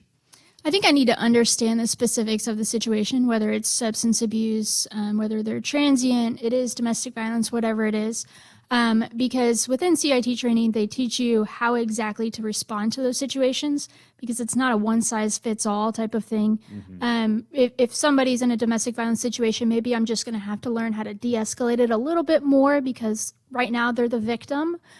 So I may need to be a little bit more sensitive in communicating with them versus somebody who might have some substance abuse issues and they just need some help. They need some coordination. They need some referrals, stuff like that. So it's all about what the type of call is, and then how can I respond to it best for that person to get them the appropriate care. So in situations like that, I mean, it's something that I remember in the last few years, everyone had these crazy ideas on how to fix policing, and it was like, okay, we're just going to send every cop out with like a therapist, and that's going to somehow change the game. But you are all being trained for this, right? That's what's happening right now. Yeah, absolutely. And I think CIT is a wonderful thing. I really do think it is. We can't fix everything with CIT. We can't fix everything with de-escalation either. Sometimes it's going to end up in handcuffs, but other times it's really good to learn how to de-escalate other people so we don't have to deal with that. So we don't have to deal with the handcuffs. We don't have to take them in. We can find another way to talk them out of it or to find them the appropriate level of care because mental health is a public health issue. And unfortunately, I feel like it's just getting worse. And we just have to find new innovative ways to tackle that. How do you know, based on a call, whether or not you're going to be needed with the crisis intervention team or if this is something that like a patrol officer can handle? Well, the thing about CIT is everybody gets trained in it. Okay. I'm going to have the same exact training that somebody else is going to have. So everyone's got this training then? We're trying to get every officer to do it. When we get a new officer, we hope to cycle them into that training pretty quickly. Okay. Most of our officers are sent to the Kansas City Regional Police Academy, and in the Police Academy, you get the 40 hours of CIT training. And then when you get out of the Police Academy, we try and send you through another 40 hours that's a little bit more extensive into the CIT training to really help them on the streets and de-escalation. Wow, okay. So this is a growing part of police departments around the country, I would imagine. So what are you learning from other departments? I imagine you are learning things from bigger cities that are doing this as well. What's been the big movement on this front to make sure that de-escalation doesn't lead to some kind of unnecessary violence? Yeah, I think the good thing is the communication between other departments. CIT is a nationwide thing. Yeah. It's fairly newer, but it is a nationwide thing, so we can all learn how to communicate with people the best way possible. The cool thing is we have something called the Tri-Cit Council through Beacon Mental Health, where all of the departments within the area, it's the Clay, Ray, and Platte counties, they get together and they communicate with each other about who they're dealing with, if it's repeated contact. For instance, I just met with some officers on Monday to communicate with them about what they're dealing with. So we are dealing with a person in the metro area who, unfortunately, we've just had dozens and dozens and dozens of calls on this person, and the community is complaining about it as well. One person? This single person, yes. In North Kansas City? In the entire metro, yes. Oh, wow. Yes, and I think we're up to, in the metro, over 100 calls on this single person. That's a lot of taxpayer dollars being spent. Unfortunately, yeah. And so we get together as officers and we communicate and, hey, how can we best tackle this? As well as mental health providers, so they can kind of advise us on what's next. Wow. So what about the community relations part of your job? Officer Kat DeShepper's here. How do you keep building that trust at a time when, let's be honest, it's been pretty difficult in this line of work for a lot of reasons to maintain and build on that trust? Yeah, I think strong relationships lead to safer neighborhoods. I've always kind of gone by that motto. So as a community relations officer, I need to go out into the community and really talk to people, get on their level, kind of meet them where they're at. Because it's gonna revolve around different things, whether it's, like you said, kissing babies and hugging kids and shaking hands and everything, or it's tackling crime prevention strategies, or it's just dealing with neighborly issues. I get to a point where I know basically everybody in the metro. A lot of people, I know them on a first name basis because I deal with them quite a bit. I try and build that relationship with them because, like I said, it just leads to safer neighborhoods. So how about recruiting? I don't know how much you're involved with that, but being involved with community relations, what is your pitch? How do you make sure that there is that next generation? I mean, you're younger yourself, but what do you do to make sure that people behind you want to get involved in this line of work and want to do this and give back? Yeah, I think the younger generation has this, they watch a lot of crime shows and they think that they know what law enforcement is like. And so when I go to these recruiting fairs and I try and recruit people to be police officers, and most of the time it is younger folks, I really try and inform them on what law enforcement is really like, what they have to look forward to, but also I want them to understand the truth. Like, what is it really like? The dangers of it, the fun parts as well. Everybody loves the fun parts, but especially the dangers of it, and then what they have to look forward to. Yeah. So it's not all blue bloods and Law and Order is what you're telling me. No, it's not. So on a serious note, and of course we're approaching the 3-year anniversary of Officer Vasquez. You were here obviously in the department when that happened 3 years ago. He was obviously tragically killed in a routine traffic stop. What's your assessment on how the department has been able to weather that, and what memories do you have from here in North Kansas City? I think Chief Freeman has done a really good job of bringing everybody together and kind of getting over that really traumatic experience for us. It's something that we'll always think about in our department. It will never not be something that we don't think about. We have a mural in our department, so every day the officers come up from the locker rooms to start their shift. We see that every single day. But I think that it really brought our department closer.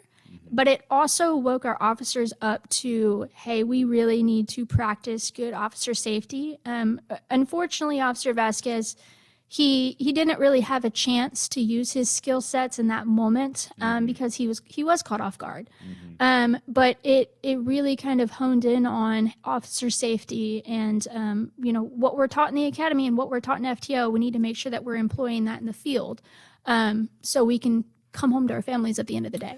And that's the goal. Officer Kat DeShepper on KCMO. Thank you for being here, Kat. We appreciate the time. And I know this is your last day on the job. You're moving to Pennsylvania for a job that your spouse has gotten. So congratulations, and we appreciate your time and service. Thank you so much. Officer Kat DeShepper on KCMO, Crisis Intervention Team Coordinator on 95.7 FM. All right, we have not had time to really fit in any phone calls today here on KCMO.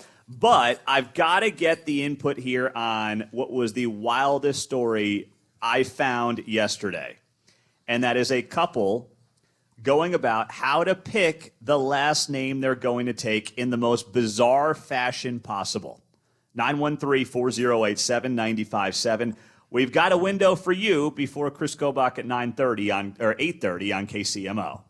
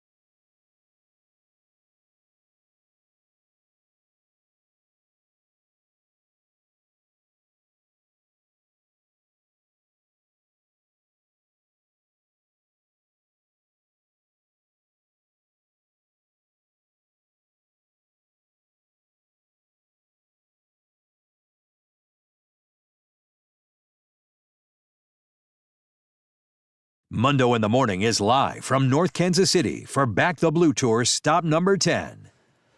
We got 3 more guests that you are going to hear from in the 9 o'clock hour in North Kansas City, where we are here for our 10th Back the Blue Tour stop. And we've got Kobach, Chris Kobach, the Attorney General for the state of Kansas, coming up in just over 10 minutes because he wants the U.S. Department of Education to investigate 4 school districts in Kansas, including 3 in the Kansas City area. So we will have Kobach on to talk about that in about 10 minutes here on KCMO. But on a Friday, I had to share this story with you. I stumbled upon it online in the last day or so, and it was a bride and a groom going viral because they played rocks, paper, scissors to figure out whose last name they were going to take.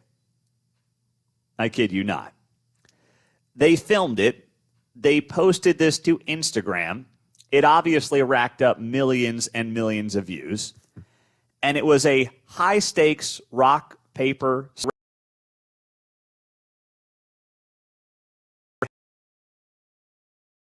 scissors game that they played to decide who would get the last name for the family, John. Wow. High stakes indeed. Now, if they were serious, they would have gone with the Big Bang Theory. It's rock, paper, scissors, lizard, Spock. So you added a couple more levels to it. Wow. Well, they should have done that. High stakes indeed. At least the groom should have done it because he lost the rocks, papers, scissors game. And so they did a best of 3. Okay. All right? Yeah. They do a best of 3, and the groom, whose surname Pierce, won the first round. And everyone's like, ooh, he's going to get his way. This is great. However, his fiance, surnamed Hunter, evened it out in the second round. So that came down to a do-or-die game 3, so to speak, tiebreaker match between the bride and the groom to see whose last name. What is your play on that? You know what, man? That is a great question. If I'm do or die on my last name surviving, you know what I'm doing?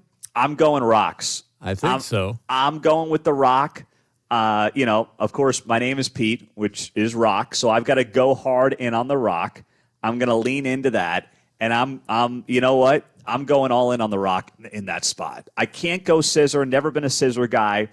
Paper, hit or miss, I'm sticking with the rock. And remember, lizard kills Spock, so can't go that Here's the thing, too. You got to think about this. What is your opponent going to do here? Well, it's right? like taking the middle X and the tic-tac-toe thing. Yes, exactly. Well, now I know what you're not playing when I play you next, Pete. Yes, exactly. Yeah, when we're passing time during commercial breaks and we're betting on rock, paper, scissors. So she ends up winning the third match, the tiebreaker.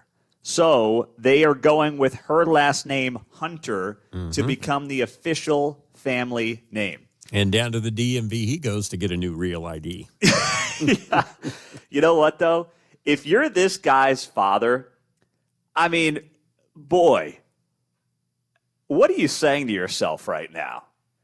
Your son elects to play rock, paper, scissors to potentially lose his last name and lose your family lineage and heritage because you decided to play rock, paper, scissor? I mean, I'm sorry. Like, why are you getting engaged? If your fiance insists on a rock, paper, scissor game to end up deciding which last name you guys were going to pick. That's just, I mean, there's so much about it that is bothersome. But it's so funny because 2 days ago, I don't know how it came up at our dinner table, but our oldest, Claire, 6 years old, she asked, and there must have been something that triggered this. But she asked why mom, meaning her mother, why mom has my last name. And we just, said, hey, this is tradition. This is, what people do. This is how it goes. We didn't get deep in the weeds on it, although she probably had like 7 follow-up questions that we didn't know how to answer at the time. But we just said, hey, it's part of tradition. It's kind of, what you do in the whole thing. And then I literally see this story yesterday, And I'm like, you have got to be kidding me. What are the odds of this, that the night after we're sitting around the dinner table and she's asking us about mom taking dad's last name, I see this guy lose his last name because he lost a freaking rock, paper, scissors match to his fiance. And thank goodness my kids can't read yet, and they will never see this story unless, of course, they're listening right now, in which case I am screwed because they won't forget it for 20 plus years, John. Yep. And what if it was a curse on the dad? He's had 5 kids, 4 daughters, and that one son. Boop, there goes the lineage, just like you said. Yeah, he literally has his son. He's like, woo, all right, I got one at least. I got a shot. There's a chance. And then he finds out his kid's a total soy boy, and he's giving up his last name in a rock, paper, scissors match. I mean, man, you might as well just disown him anyway. What's the point in keeping him around the family? That dude doesn't get the family Bible, that's for sure. There you go. Yep. No family Bible for you, young man. That's exactly right. Oh, my goodness. People will do anything for a viral Instagram. I'll tell you that right now, including switching his own last name. Gosh. And how do you, when your fiance, because there's no way this was his idea, right? There's just no way. If there is, we've got a whole nother set of problems here. But if your fiance comes to you and says, hey, can we do a rocks, paper, scissors for last name rights in this household? Like, what do you say? Well, first off, you say no. But then it's like, where do you even get that idea, the conversation? There's just so much to it that I find beyond bothersome. The text line is 913-4087-957 is how you join us on KCMO. On the text line, what was the mom's maiden name? It was Hunter. Yeah. Hunter was her surname. Now, the advantage is he gets to move up in line alphabetically. Yeah, but the kids who are lines better up off. alphabetically anymore, right? Oh, that's an excellent point. Chris Kobach on why he wants the Department of Education to go after 3 Kansas City high schools next.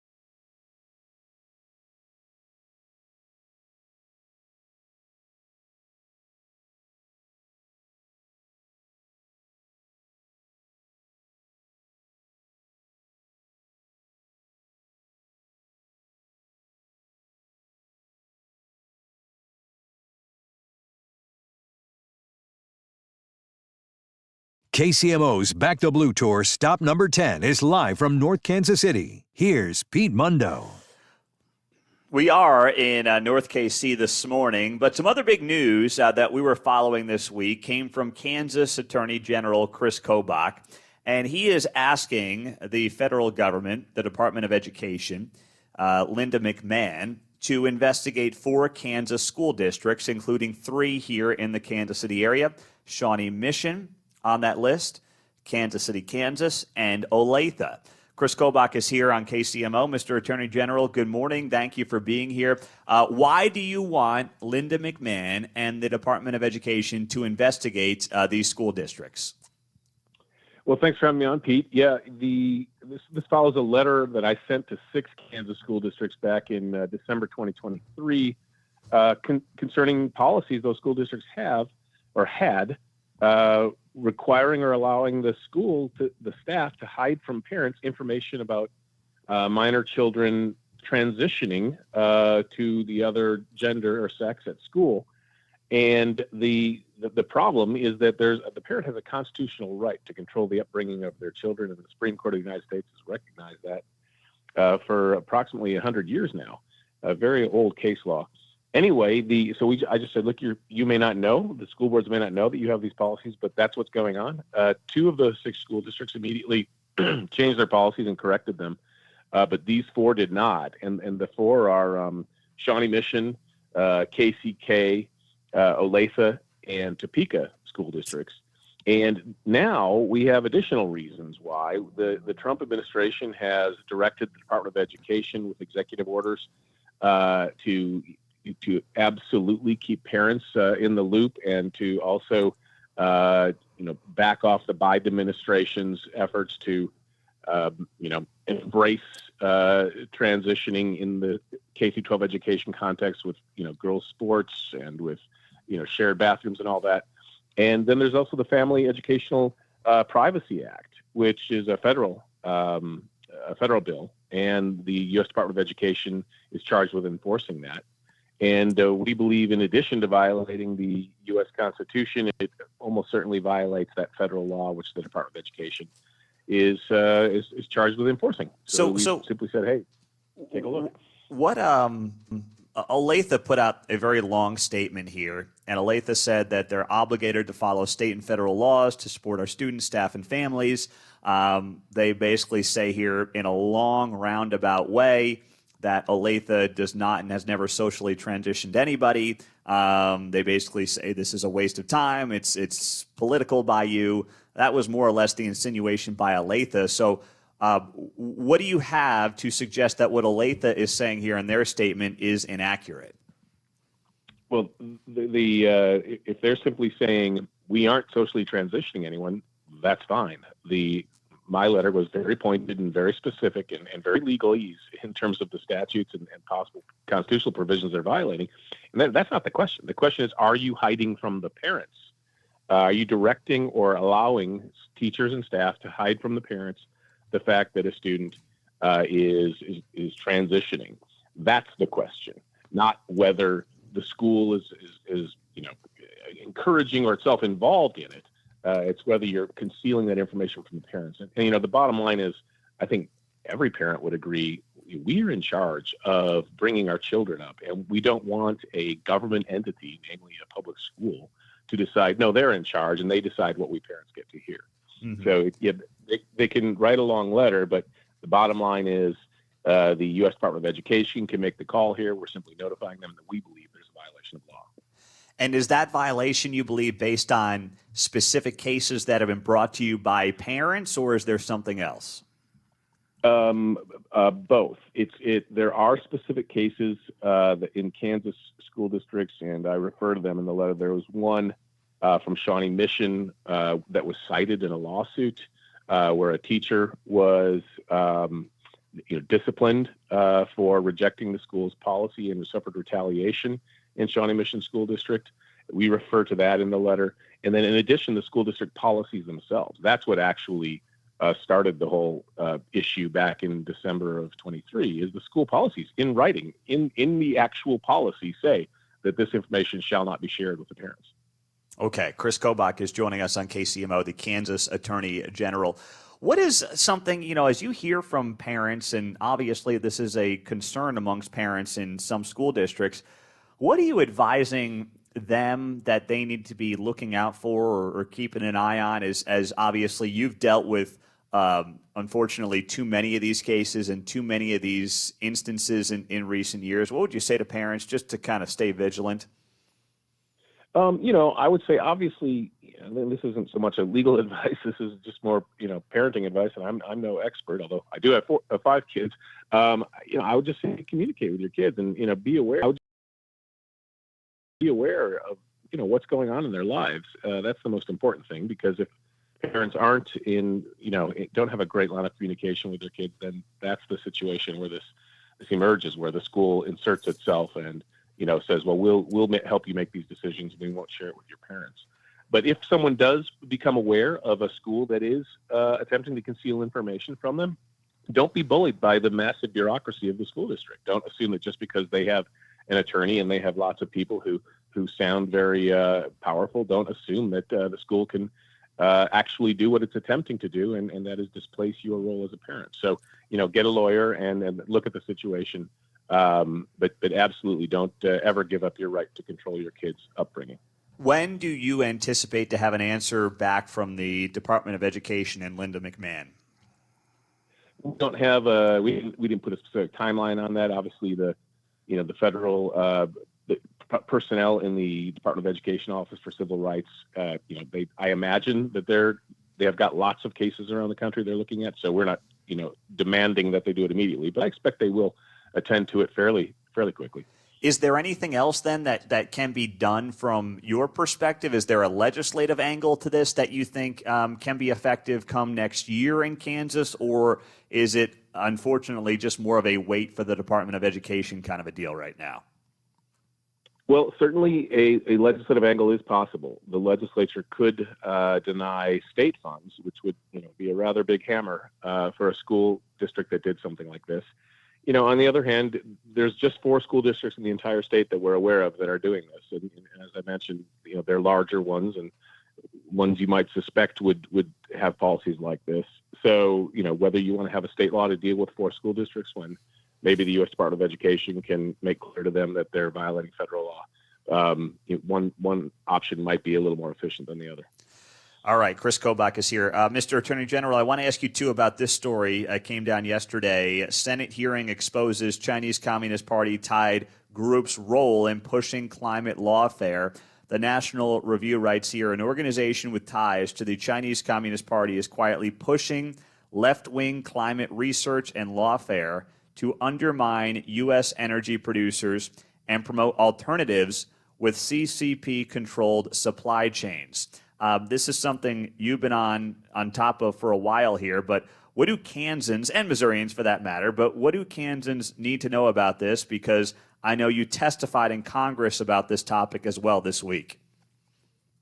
Yeah, and this was the subject of a hearing on Wednesday afternoon where I was testifying, and Senator Ted Cruz was the chairman of the committee.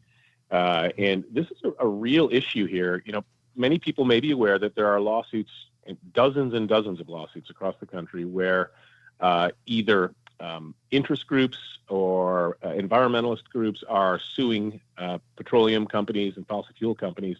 That's been going on for a long time. But now you also have blue states suing these companies or engaging in various types of litigation to the objective is to shut down the oil industry. And in closed rooms, they'll tell you that, and sometimes they even say it in public that's the objective.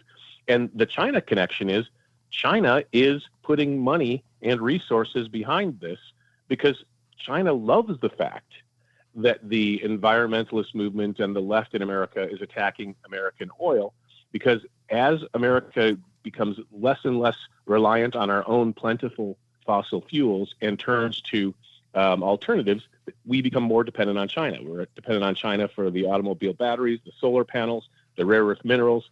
And so that's what China wants. It's all about, dominance on the globe, and it's all about reducing America's footprint in terms of power, America's power, and increasing China's power.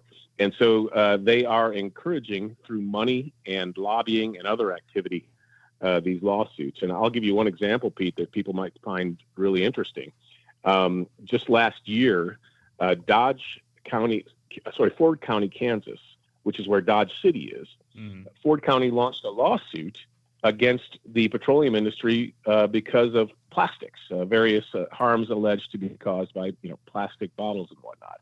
They also jumped in on a lawsuit in New Mexico federal court regarding shale oil production. And in both of these cases, Ford County, Kansas, a very small county in western Kansas, purports to represent not only every county and every citizen in Kansas, they also purport to represent every county in America and every resident of those counties. In other words, they are trying to bring a claim on behalf of all people in the United States attacking the oil industry. I, as Attorney General, have intervened in those cases, asking the judges to knock Ford County out. Only a state attorney general can bring a claim like that, and I, of course, wouldn't be bringing one anyway. But it's really extraordinary the amount of litigation against our fossil fuel industry, which of course powers our country, keeps energy prices low, and which is essential to American security. Yeah. Well, glad you testified there, Chris Kobach, and we appreciate you joining us. And as soon as you hopefully hear something from Linda McMahon, we'd love to be updated on that. We appreciate the time. Will do. Thank you. All right. The Attorney General for the state of Kansas, Chris Kobach, on KCMO. Coming up, buy, sell, or hold. 3 questions as we roll till 9 o'clock. We are live in North Kansas City, where we are here for our 10th Back the Blue tour stop for the last couple of years, all coming up on KCMO. All right, if you are sitting there right now and you are thinking to yourself on a Friday morning, you know what? I think she wants to get engaged. Well, then she has definitely been thinking that for a long time, because that's how this works, right? And if you want a deal, this is a deal that I wish I knew about when Kate and I got engaged 13 years ago now. And that is the fact that at Diamonds Direct, you can get a free wedding band when you buy your engagement ring from Diamonds Direct. That is an all-time deal. I will admit something that I'm not proud to admit, but I didn't even realize wedding bands were a thing. I mean, for women at least, I thought you just had the engagement ring. I mean, I grew up with boys. That's how it worked, right? But no, there's a wedding band involved too. So you can literally, no pun intended, kill 2 birds with 1 stone here. And you can get the wedding band and the engagement ring when you shop right now at Diamonds Direct. So head on in there to 119th and Row. Angie, Tom, and the team will take great care of you, as they have me for years over there at Diamonds Direct. And you will get all the white glove service, best quality, and they will make sure that it's not a pushy, uncomfortable sales experience for you. They never do that. You actually know what you're buying when you walk out of Diamonds Direct. Go to diamondsdirect.com or start shopping at 119th and Row.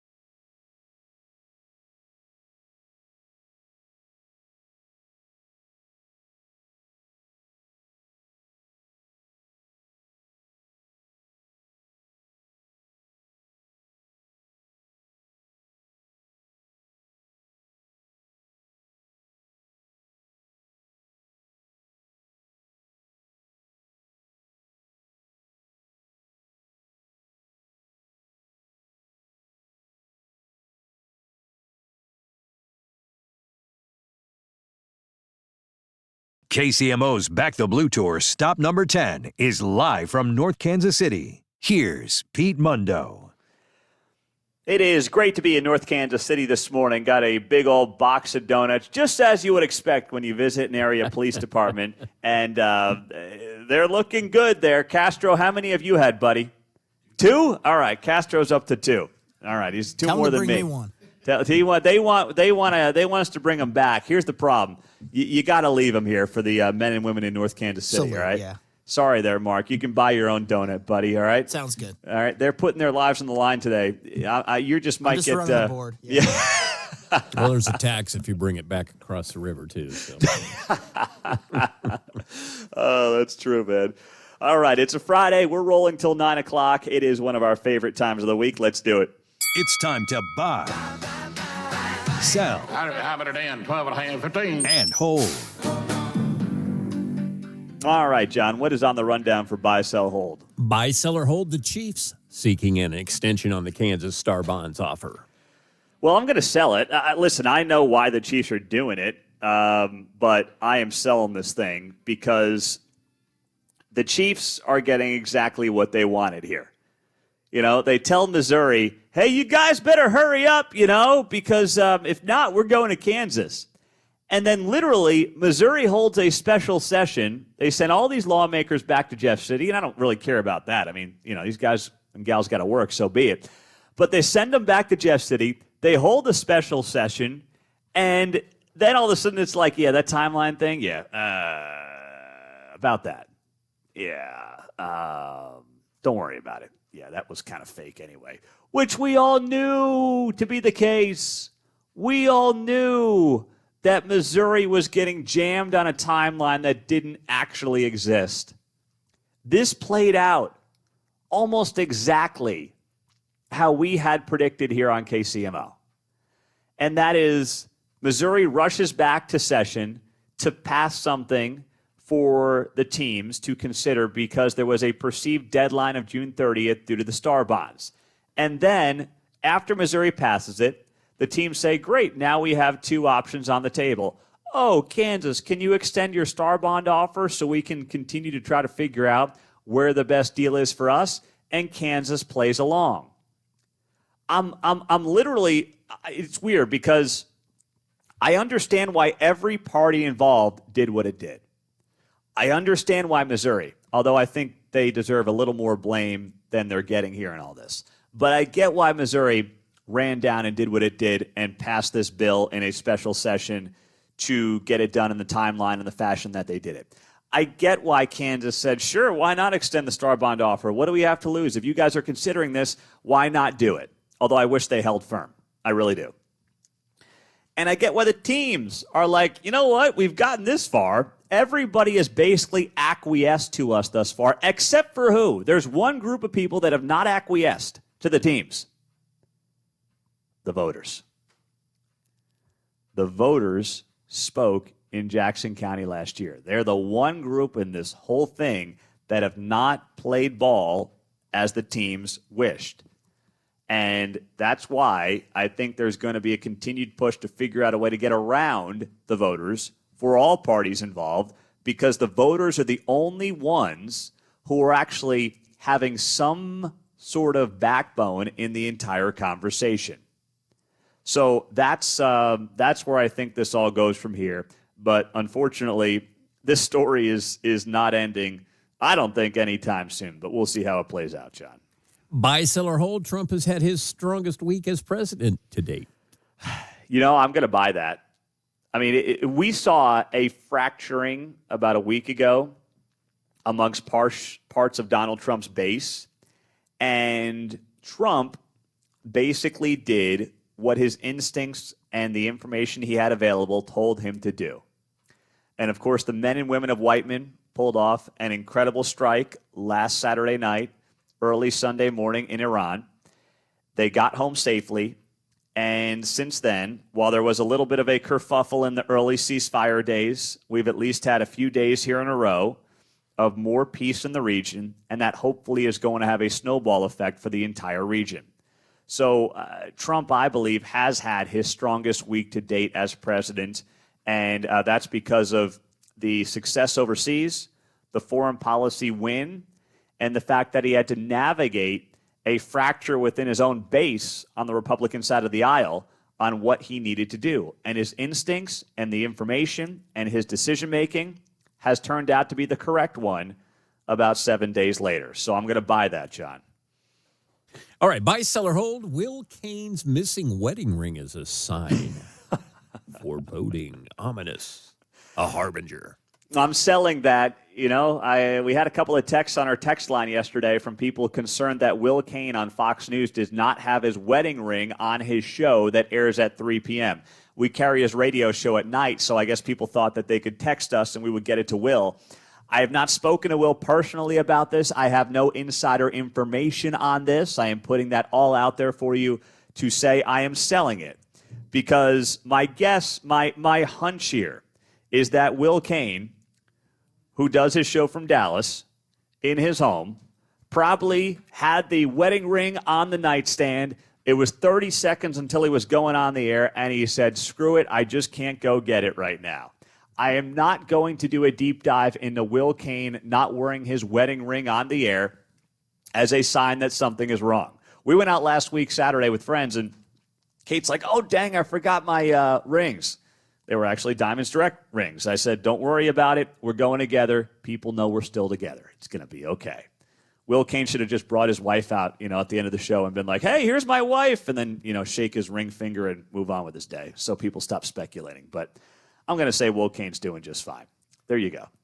Buy, sell, hold in the books. Coming up, we are in North Kansas City. We are here for Back the Blue, and we will talk to their detective, Brandon Spencer, next.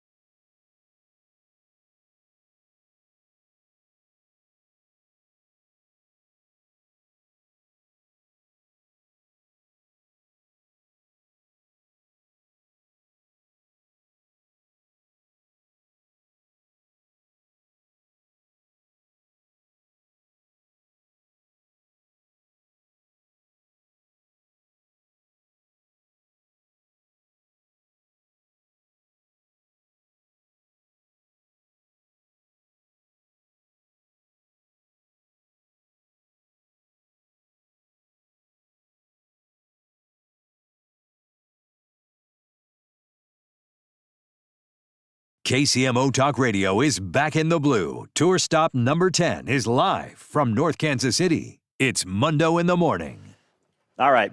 Detective Brandon Spencer's here. We are in North Kansas City. It is great to be here for another Back the Blue tour stop on KCMO 95.7 FM. And Brandon oversees general investigations. So, Detective, good morning. Thanks for being here on KCMO. Good morning. Thank you. Well, you know, you and I were just talking off the air, and I wanted to start the conversation here because I think a lot of people don't really understand, and even I had some follow-up questions for you, how all this works. So you're dealing up here with a more transient population in North Kansas City than at least the community's had arguably ever.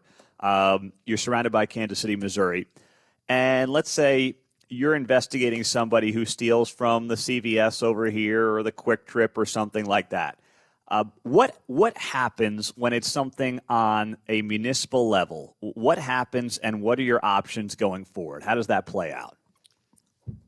If the business wants to assist in prosecution, which means they want that person arrested for stealing from their business, we'll arrive and we'll place that person under arrest. Mm-hmm. We'll transport them back here to the jail, and they'll be given a ticket and a bond. Mm-hmm. If they can't post that bond within 4 hours or so, they're released on a signature bond. And then they're just walking right out the front door. So they walk right out the front door. And then you may arrest them a few hours later if they're stealing from somewhere else in North Kansas City. I have been involved in having to arrest the same person on the same shift. And then the same thing happens. Yeah. You've arrested the same person on the same shift multiple times. Correct. So you bring them back here, same deal, right? 4 hours. Same deal, 4 hours, and they're right out. And they walk out the door. And then what happens from there in the legal process with these people? And let's be honest, some of them are homeless, right? Correct. So what happens then? At that point, we continue the same game. Hopefully, at some point, we can get other entities involved. I think you were talking to Kat DeShep earlier about CIT issues. You know, if that person has other issues, we'll try to get them into a shelter of some sort if we can, give them a ride somewhere else if we can. They'll have a court date with that ticket that they were arrested on, and hopefully they'll show up to court. If not, they'll have a warrant, and next time we run into them, we'll arrest them on the warrant, and it'll just keep going. I mean, that's where the homeless crisis, I think, really has an impact on small businesses. It's a time constraint for the taxpayer, for you and the North Kansas City Police Department or any police department dealing with this. So how much worse has this problem gotten in recent years, specifically for you in North Kansas City? I mean, it's always increasing. Crime is increasing. The transient population is increasing. And when we don't have anywhere to, we'd always love to have the option of not arresting someone, right? We always want that first. We want to solve it before handcuffs go on. But once we do that, we don't really have any other options. We can't take people to Clay County for a municipal hold. Yeah. So that we just continue the cycle. Yeah, so the cycle just continues on, and sometimes you end up with just the same people. And I'm sure that you recognize some of these people, right? You're like, oh, here's Bob again, right? I mean, Bob's showing up again for the same old thing that happened, whatever it was, a couple of days ago, a few days ago. So these people just cycle through the system, it seems like. Is that what goes on? Pretty much, yeah. Wow. Detective Brandon Spencer is here. So what other things when you talk about general investigations? I mean, everything from violent felonies to obviously, lower level crimes. What's the list of things that you're overseeing and you're covering in your line of work? Yeah, we have three detectives, Detective Baker, myself, and Detective Young, overseen by our sergeant. And we'll get anything from the stealing that we're talking about from Quick Trip to a homicide. And everything in between. How is your job different from what people see on television and in the movies? It is not as glamorous, absolutely not. You don't have, one person solving all these crimes. You're working with other agencies. You're working with other officers within the department. You're working with businesses. Just for one case, you're gonna need help from numerous people. And I think that's kind of. Did you get into it because you wanted to be this as a kid and, there was some movie or show that you really liked? No. No? Oh, man. That wasn't a yes. I kind of wanted the answer to be yes. And then the follow-up was going to be, what show did you watch? I never thought I was going to be a cop. See, I loved it in the early days, Law & Order SVU, when Chris Maloney was on there. I mean, that's going back, 20 years now. But that show was great. So you weren't into any of those shows. You didn't really care about any of that stuff. It wasn't a big. So TV how'd you end show up doing watcher. this? I just kind of fell into it. Graduated right here from North Kansas City High School, did military, came out, went to college, and, just thought about what I wanted to do and how I could use the skills that I have developed, and this is where I landed. Is it difficult? I imagine that a lot of these investigations, maybe they don't. You tell me, take some time to solve, right? I mean, there's a lot of time. You mentioned working with other agencies. Is that a difficult part of the job when these things sometimes take months, if not years, to try to solve and get to the bottom of? How much does that wear on you when you're going through this stuff months on end? Absolutely. I mean, you'll have these cases that take months or even a year or more to solve, and the whole time you're getting more cases put on your desk that need the same attention. So you end up building quite a large caseload, and sometimes cases go unsolved because of the caseload that you have. So you're a North Kansas City guy. What year did you graduate there? From North Kansas City High School, 2007. 2007, okay. So relatively young guy yourself. Are you, I know we talked to the chief about trying to recruit there and get more folks out of the local high schools and communities to consider this line of work. Have you been involved in any of that? Very small part. Okay. Well, what would you say to young people then if you're talking to them about, considering a career like this? What's your pitch to them? If they're considering it, come talk to us. We'll talk to you. We'll tell you what we see, what we do, what we think about it. I would absolutely encourage people to come if they are considering a job in law enforcement. Good deal. Well, Detective, we appreciate you being here on KCMO. Thanks so much. Thank you. All right. We are going to get to Major Justin Holm. He is recruiting and retaining talent. He's in charge of that. He will be here coming up. We'll wrap up the show with Keatsman at about 9:50 this morning before Uncanceled at 10 o'clock on KCMO Talk Radio.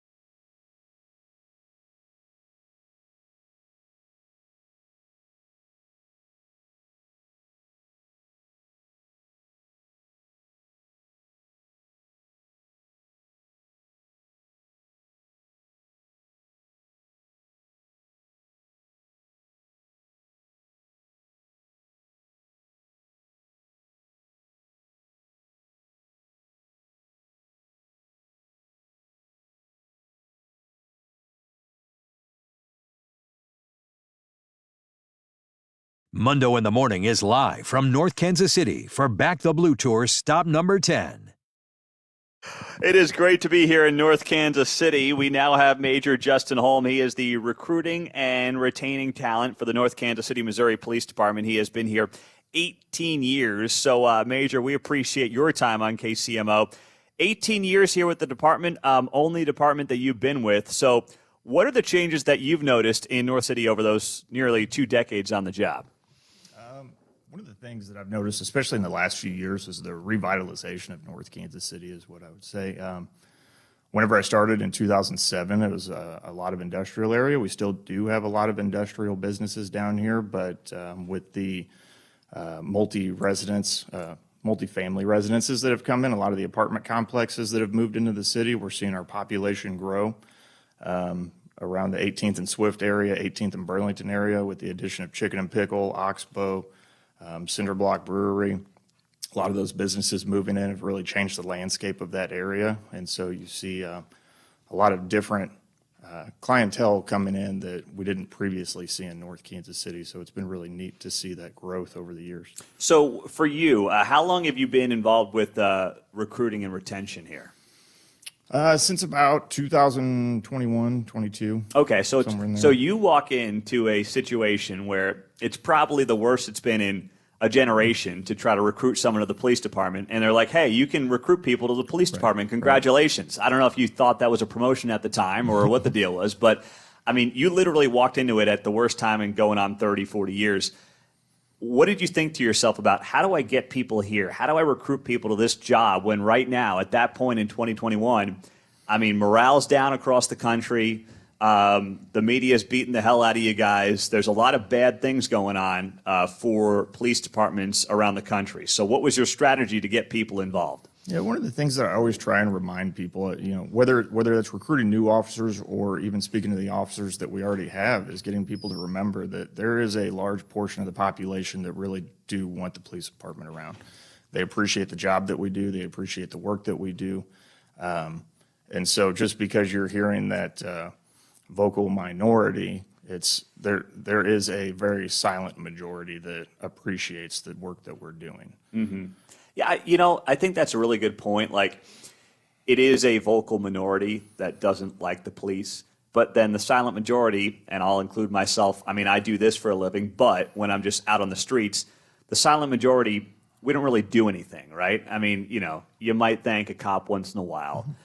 Is that stuff helpful? Do people like that, or is that uncomfortable? Because sometimes you'll hear cops say, hey, if someone's walking up to me, I don't know what their intentions are. It could be good, but it also could be bad. So, like, how does the silent majority continue to become less silent? What would you recommend?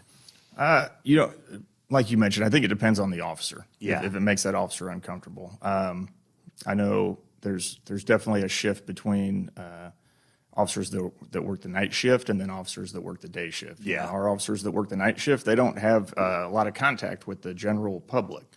Most of the people that they're dealing with a lot of times are the people that are out committing crimes at night. So whenever I went back to day shift and started having those conversations, you pop into Quick Trip, pop into a business, and having those people approach you, it really is refreshing to have people come up and tell you that they appreciate you. Or we have businesses or residents that might drop treats off for officers, things like that. So I think it's just those small acts of kindness that really contribute to the officer's well-being. So that stuff does make a difference. I think so. Stuff, people just show up at the area police department, they drop off some treats, whatever. I mean, that does kind of boost morale for you guys. I think it does. And gals. Mm-hmm. That's great.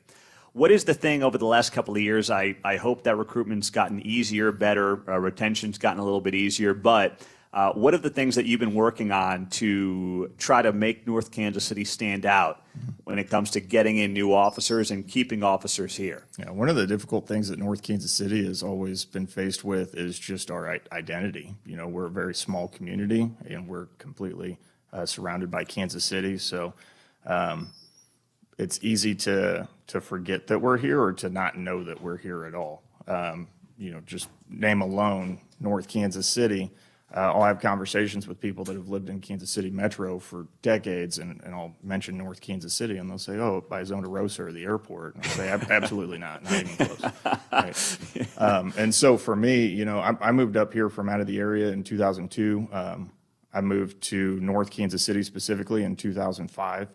And then that's when I really discovered the city. So had it not been for the, you know, off chance that I decided to move down here while I was in college, I may not have known that it existed. But it really is like a hidden gem in the metro just because of our size, our proximity to downtown Kansas City, but our residents receive the city services of North Kansas City, which I think are absolutely amazing.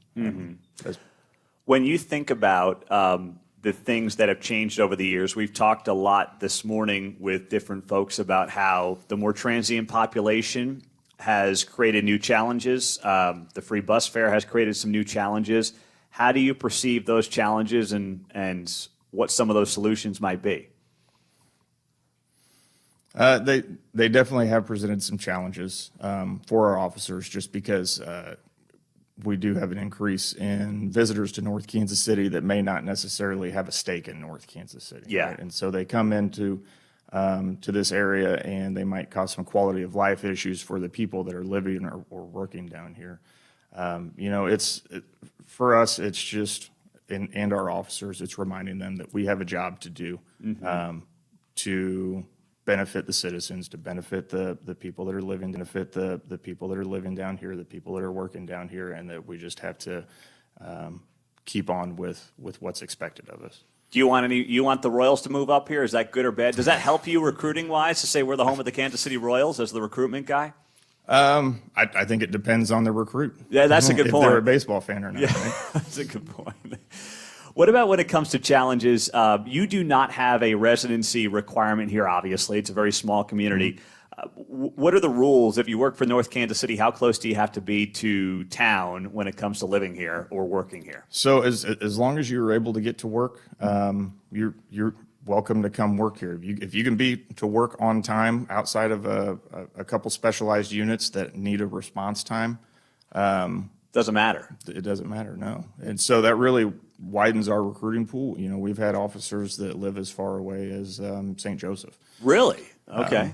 And they are able to make it to work on time every time. So it's okay.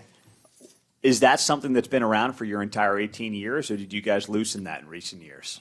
We've loosened it over the years. Okay. Early on in my career, it was all officers needed to be within that 30 miles, and then we've kind of opened it up a little bit more.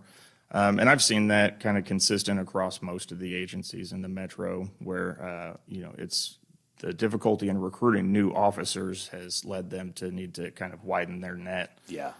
To allow more people. Well, Kansas City obviously dropped Exactly. that residency requirement, and that I think it was well received by the cops. I don't know if it was well received by the politicians, but the cops seem to like it, which is what matters. So what about as we wrap it up here, and we're being joined by Major Justice Holm. He's in charge of recruiting and retaining talent. The other part of it is the retention. A lot of guys and gals retired early the last few years. How did you try to dissuade them? How did you try to get them to hang on for a little bit longer so you could keep these numbers where you need them to be? You know, one of the things that we always talk about, whether that's recruiting or the retention side, is the work-life balance and officer wellness. And so trying to identify those areas where we can make this a better place to work for our officers and really improve the quality of life of the officers that are already here. And so we look at different methods. You know, I think we talked earlier about the North Kansas City Police Foundation, trying to open up some different opportunities for equipment and training that we might need that can make the officers' jobs a little bit easier.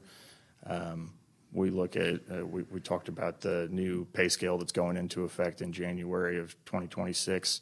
I think that's going to assist in retaining some officers and being very competitive in that in the job market in the Kansas City metro. And then, really looking at those ways that we can improve the officer wellness side of it. So whether that time to work out on duty, time to focus on mental health, just different options such as that. Good deal. Well, Major Justin Holm, thank you for being here. We really appreciate the time. Absolutely. Thank you. It is great to be here in North Kansas City at their police department, a Back the Blue tour stop. It's the 10th one we've done of these in what, Chris, 2.5 years or so of the show, or 2.5 years we started this thing. And we have been grateful to bounce all over the metro during that period of time. We'll have a new mayor, Jesse Smith. He is going to be on from North Kansas City, talk about the police department and what else the future may hold for this community coming up next.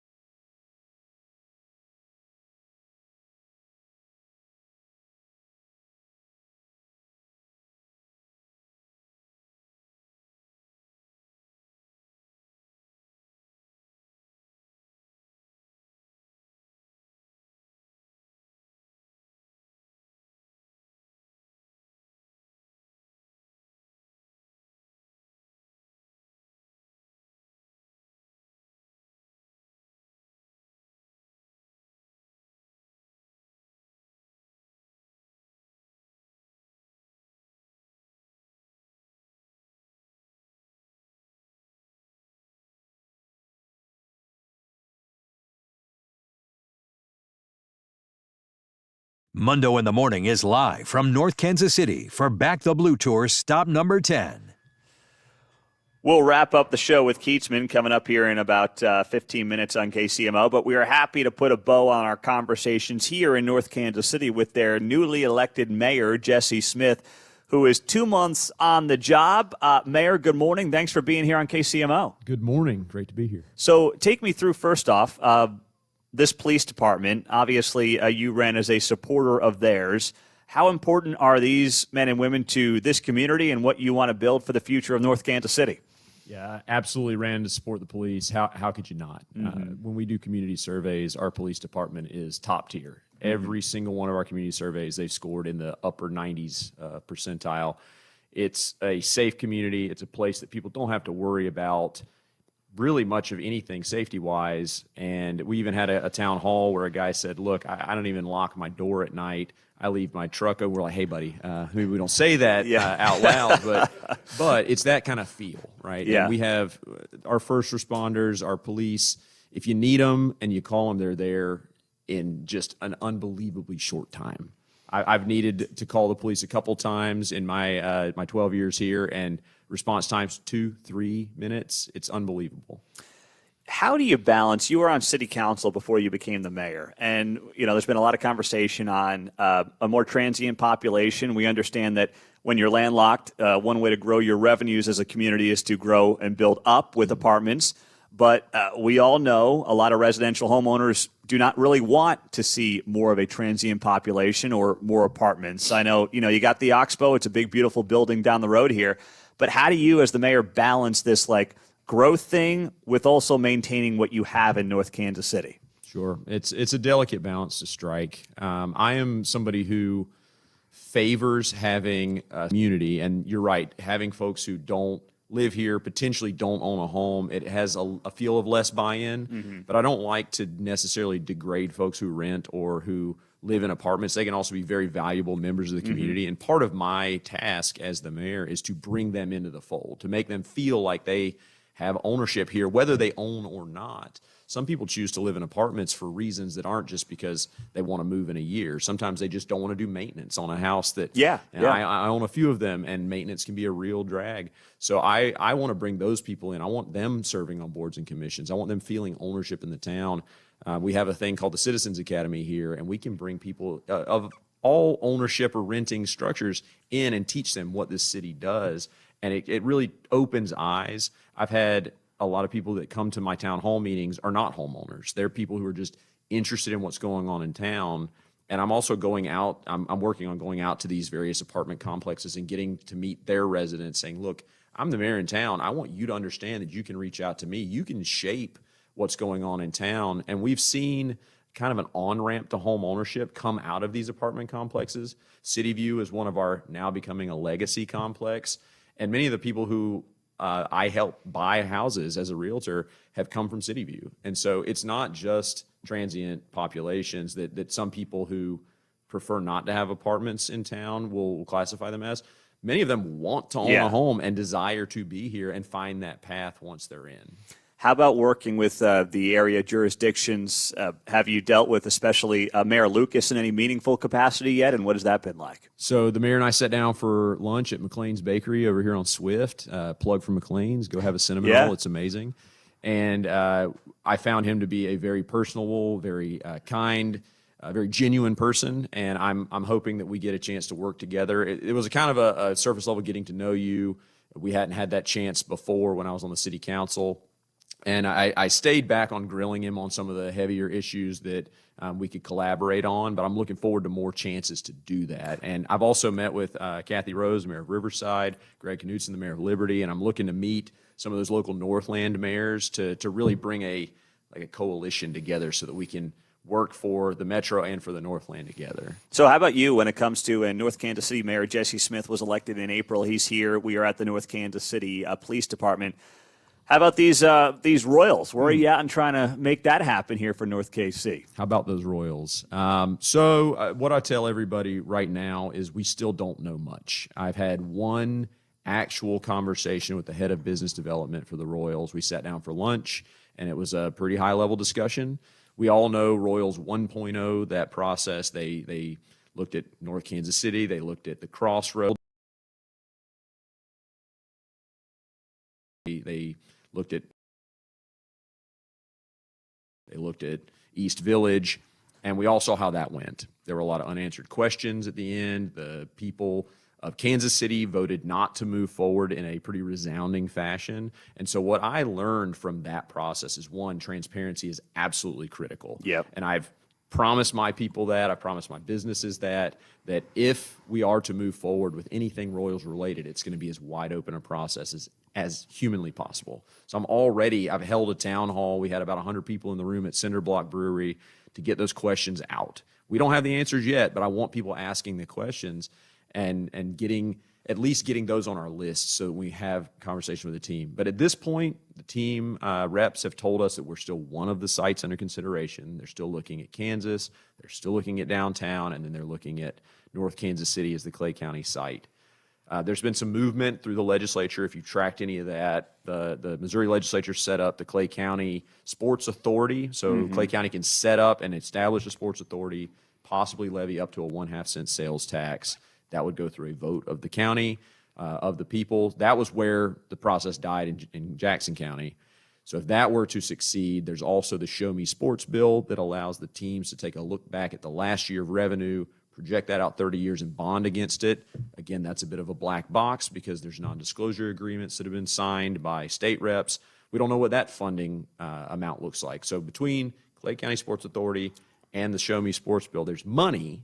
They're also going to want to have a local component, which we don't know what that looks like yet. Well, I was going to say, and it's not a knock on North Kansas City, it's just there's not a big enough tax base here for there to be a meaningful local component from a city perspective. So what is a theoretical North Kansas City role in all this financially when it's really more of a Clay County deal as far as I can tell financially? Sure, and obviously, ideally for me, we spend none of our own money. Yeah. But the Show Me Sports bill had a local component, and still some of that remains to be understood, whether local means the county participates, the state or the city participates. I'll go back to Royals 1.0, and we sat in those sessions as the final decision was approaching. We had some asks come from the team. A lot of it is redirection of revenue generated from the new stadium and the development around it. So it's net new money. And there's even a downtown revitalization program through the state that could redirect some of that as well. But most of it is not them asking us to cut them a check. It's we'll bring this new thing to your city, and when it throws off revenue, and they'll throw out projections, we'll take those projections and cut them down a little bit. We'll project out what are our expenses, and we try to get to a place that puts our city in a good spot and also can help put revenue back to the development, but it's the new revenue that's coming off of that. And is it a good deal for the taxpayers? But more so than just the money. The money is something it'll either get sorted out or not. It's the impact to my people here in North Kansas City. Clay County can advocate for the city. The ADCs, the economic development councils, they can all say this sounds great, and it might from an economic development standpoint, but what does it look like on the ground, right? If they drop a stadium at 18th and at Howell, right here where the old bowling alley was, what happens to traffic? What happens to parking? What happens to those businesses in the what I call the blast radius? And those are questions we didn't get answered the first time around. Well, what about what happens to assessments? Does that come up? I mean, if suddenly, of course. I mean, that's got to be something that I imagine people are bringing up to you, right? Of course. And, property values and tax assessments are, I don't have the crystal ball for that. Yeah. It's sort of like adding a pool to a house, right? It's a feature that some people love and some people don't. So does it have a rising effect on property values? Does it have a neutral effect or even a negative effect? And I can't guess that right now, but people are concerned, and it's something obviously we want to look at. What's your anecdotal feel on residential interest in having the Royals here? Breakdown. Yeah, breakdown is really tough, right? Because anytime you get a divisive issue, you're going to get the edges coming out and saying, like, I'm really, really not in favor of it no matter what answers we get later. And some people say, this sounds amazing. I could envision taking my family to the game.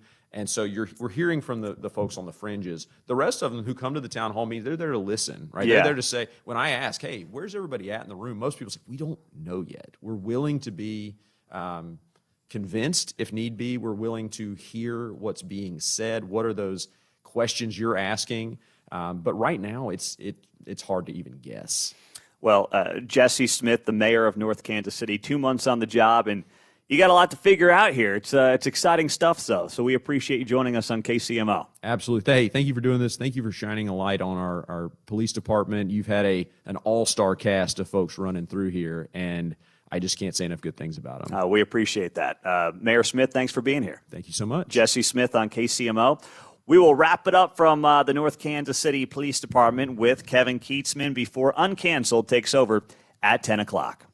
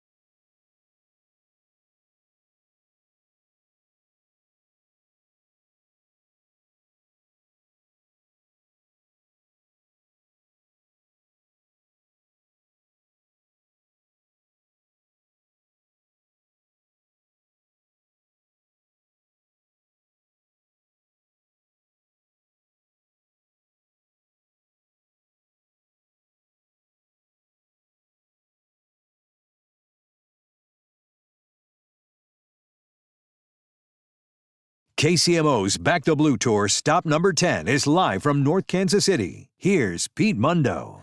Wrapping it up from North KC, Kevin Keatsman back in the KCMO Talk Radio studios in Corporate Woods, joining us to wrap up the week as we do each and every Friday morning. Good morning, my friend. How are you? Good morning, Pete. Great to be with you. I did not know Pete meant rock. I heard you say that earlier today. Is that true?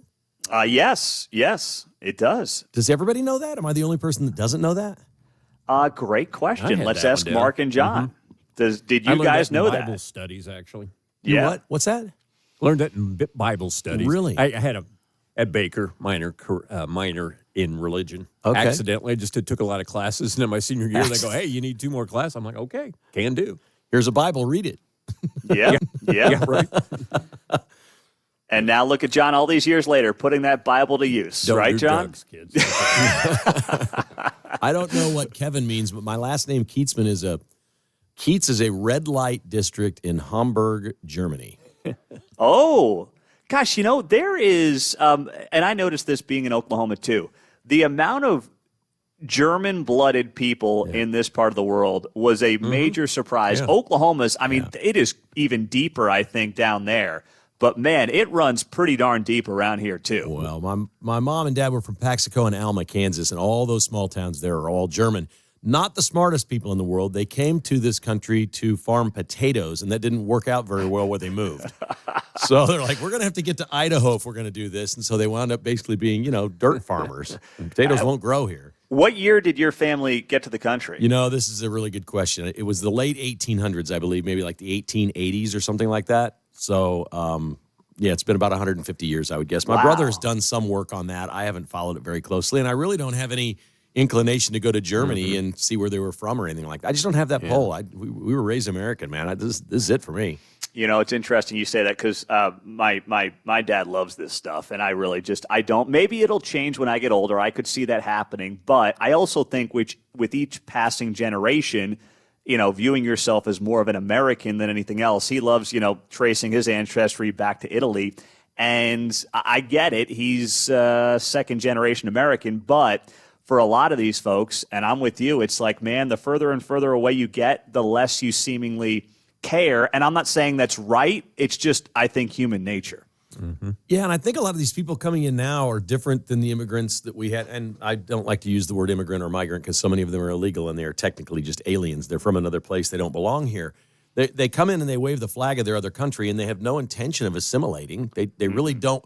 They want the economy of America. They want to be paid like an American, but they don't want to invest in the country and give back and do what it is that Americans do, that we feel our duty is.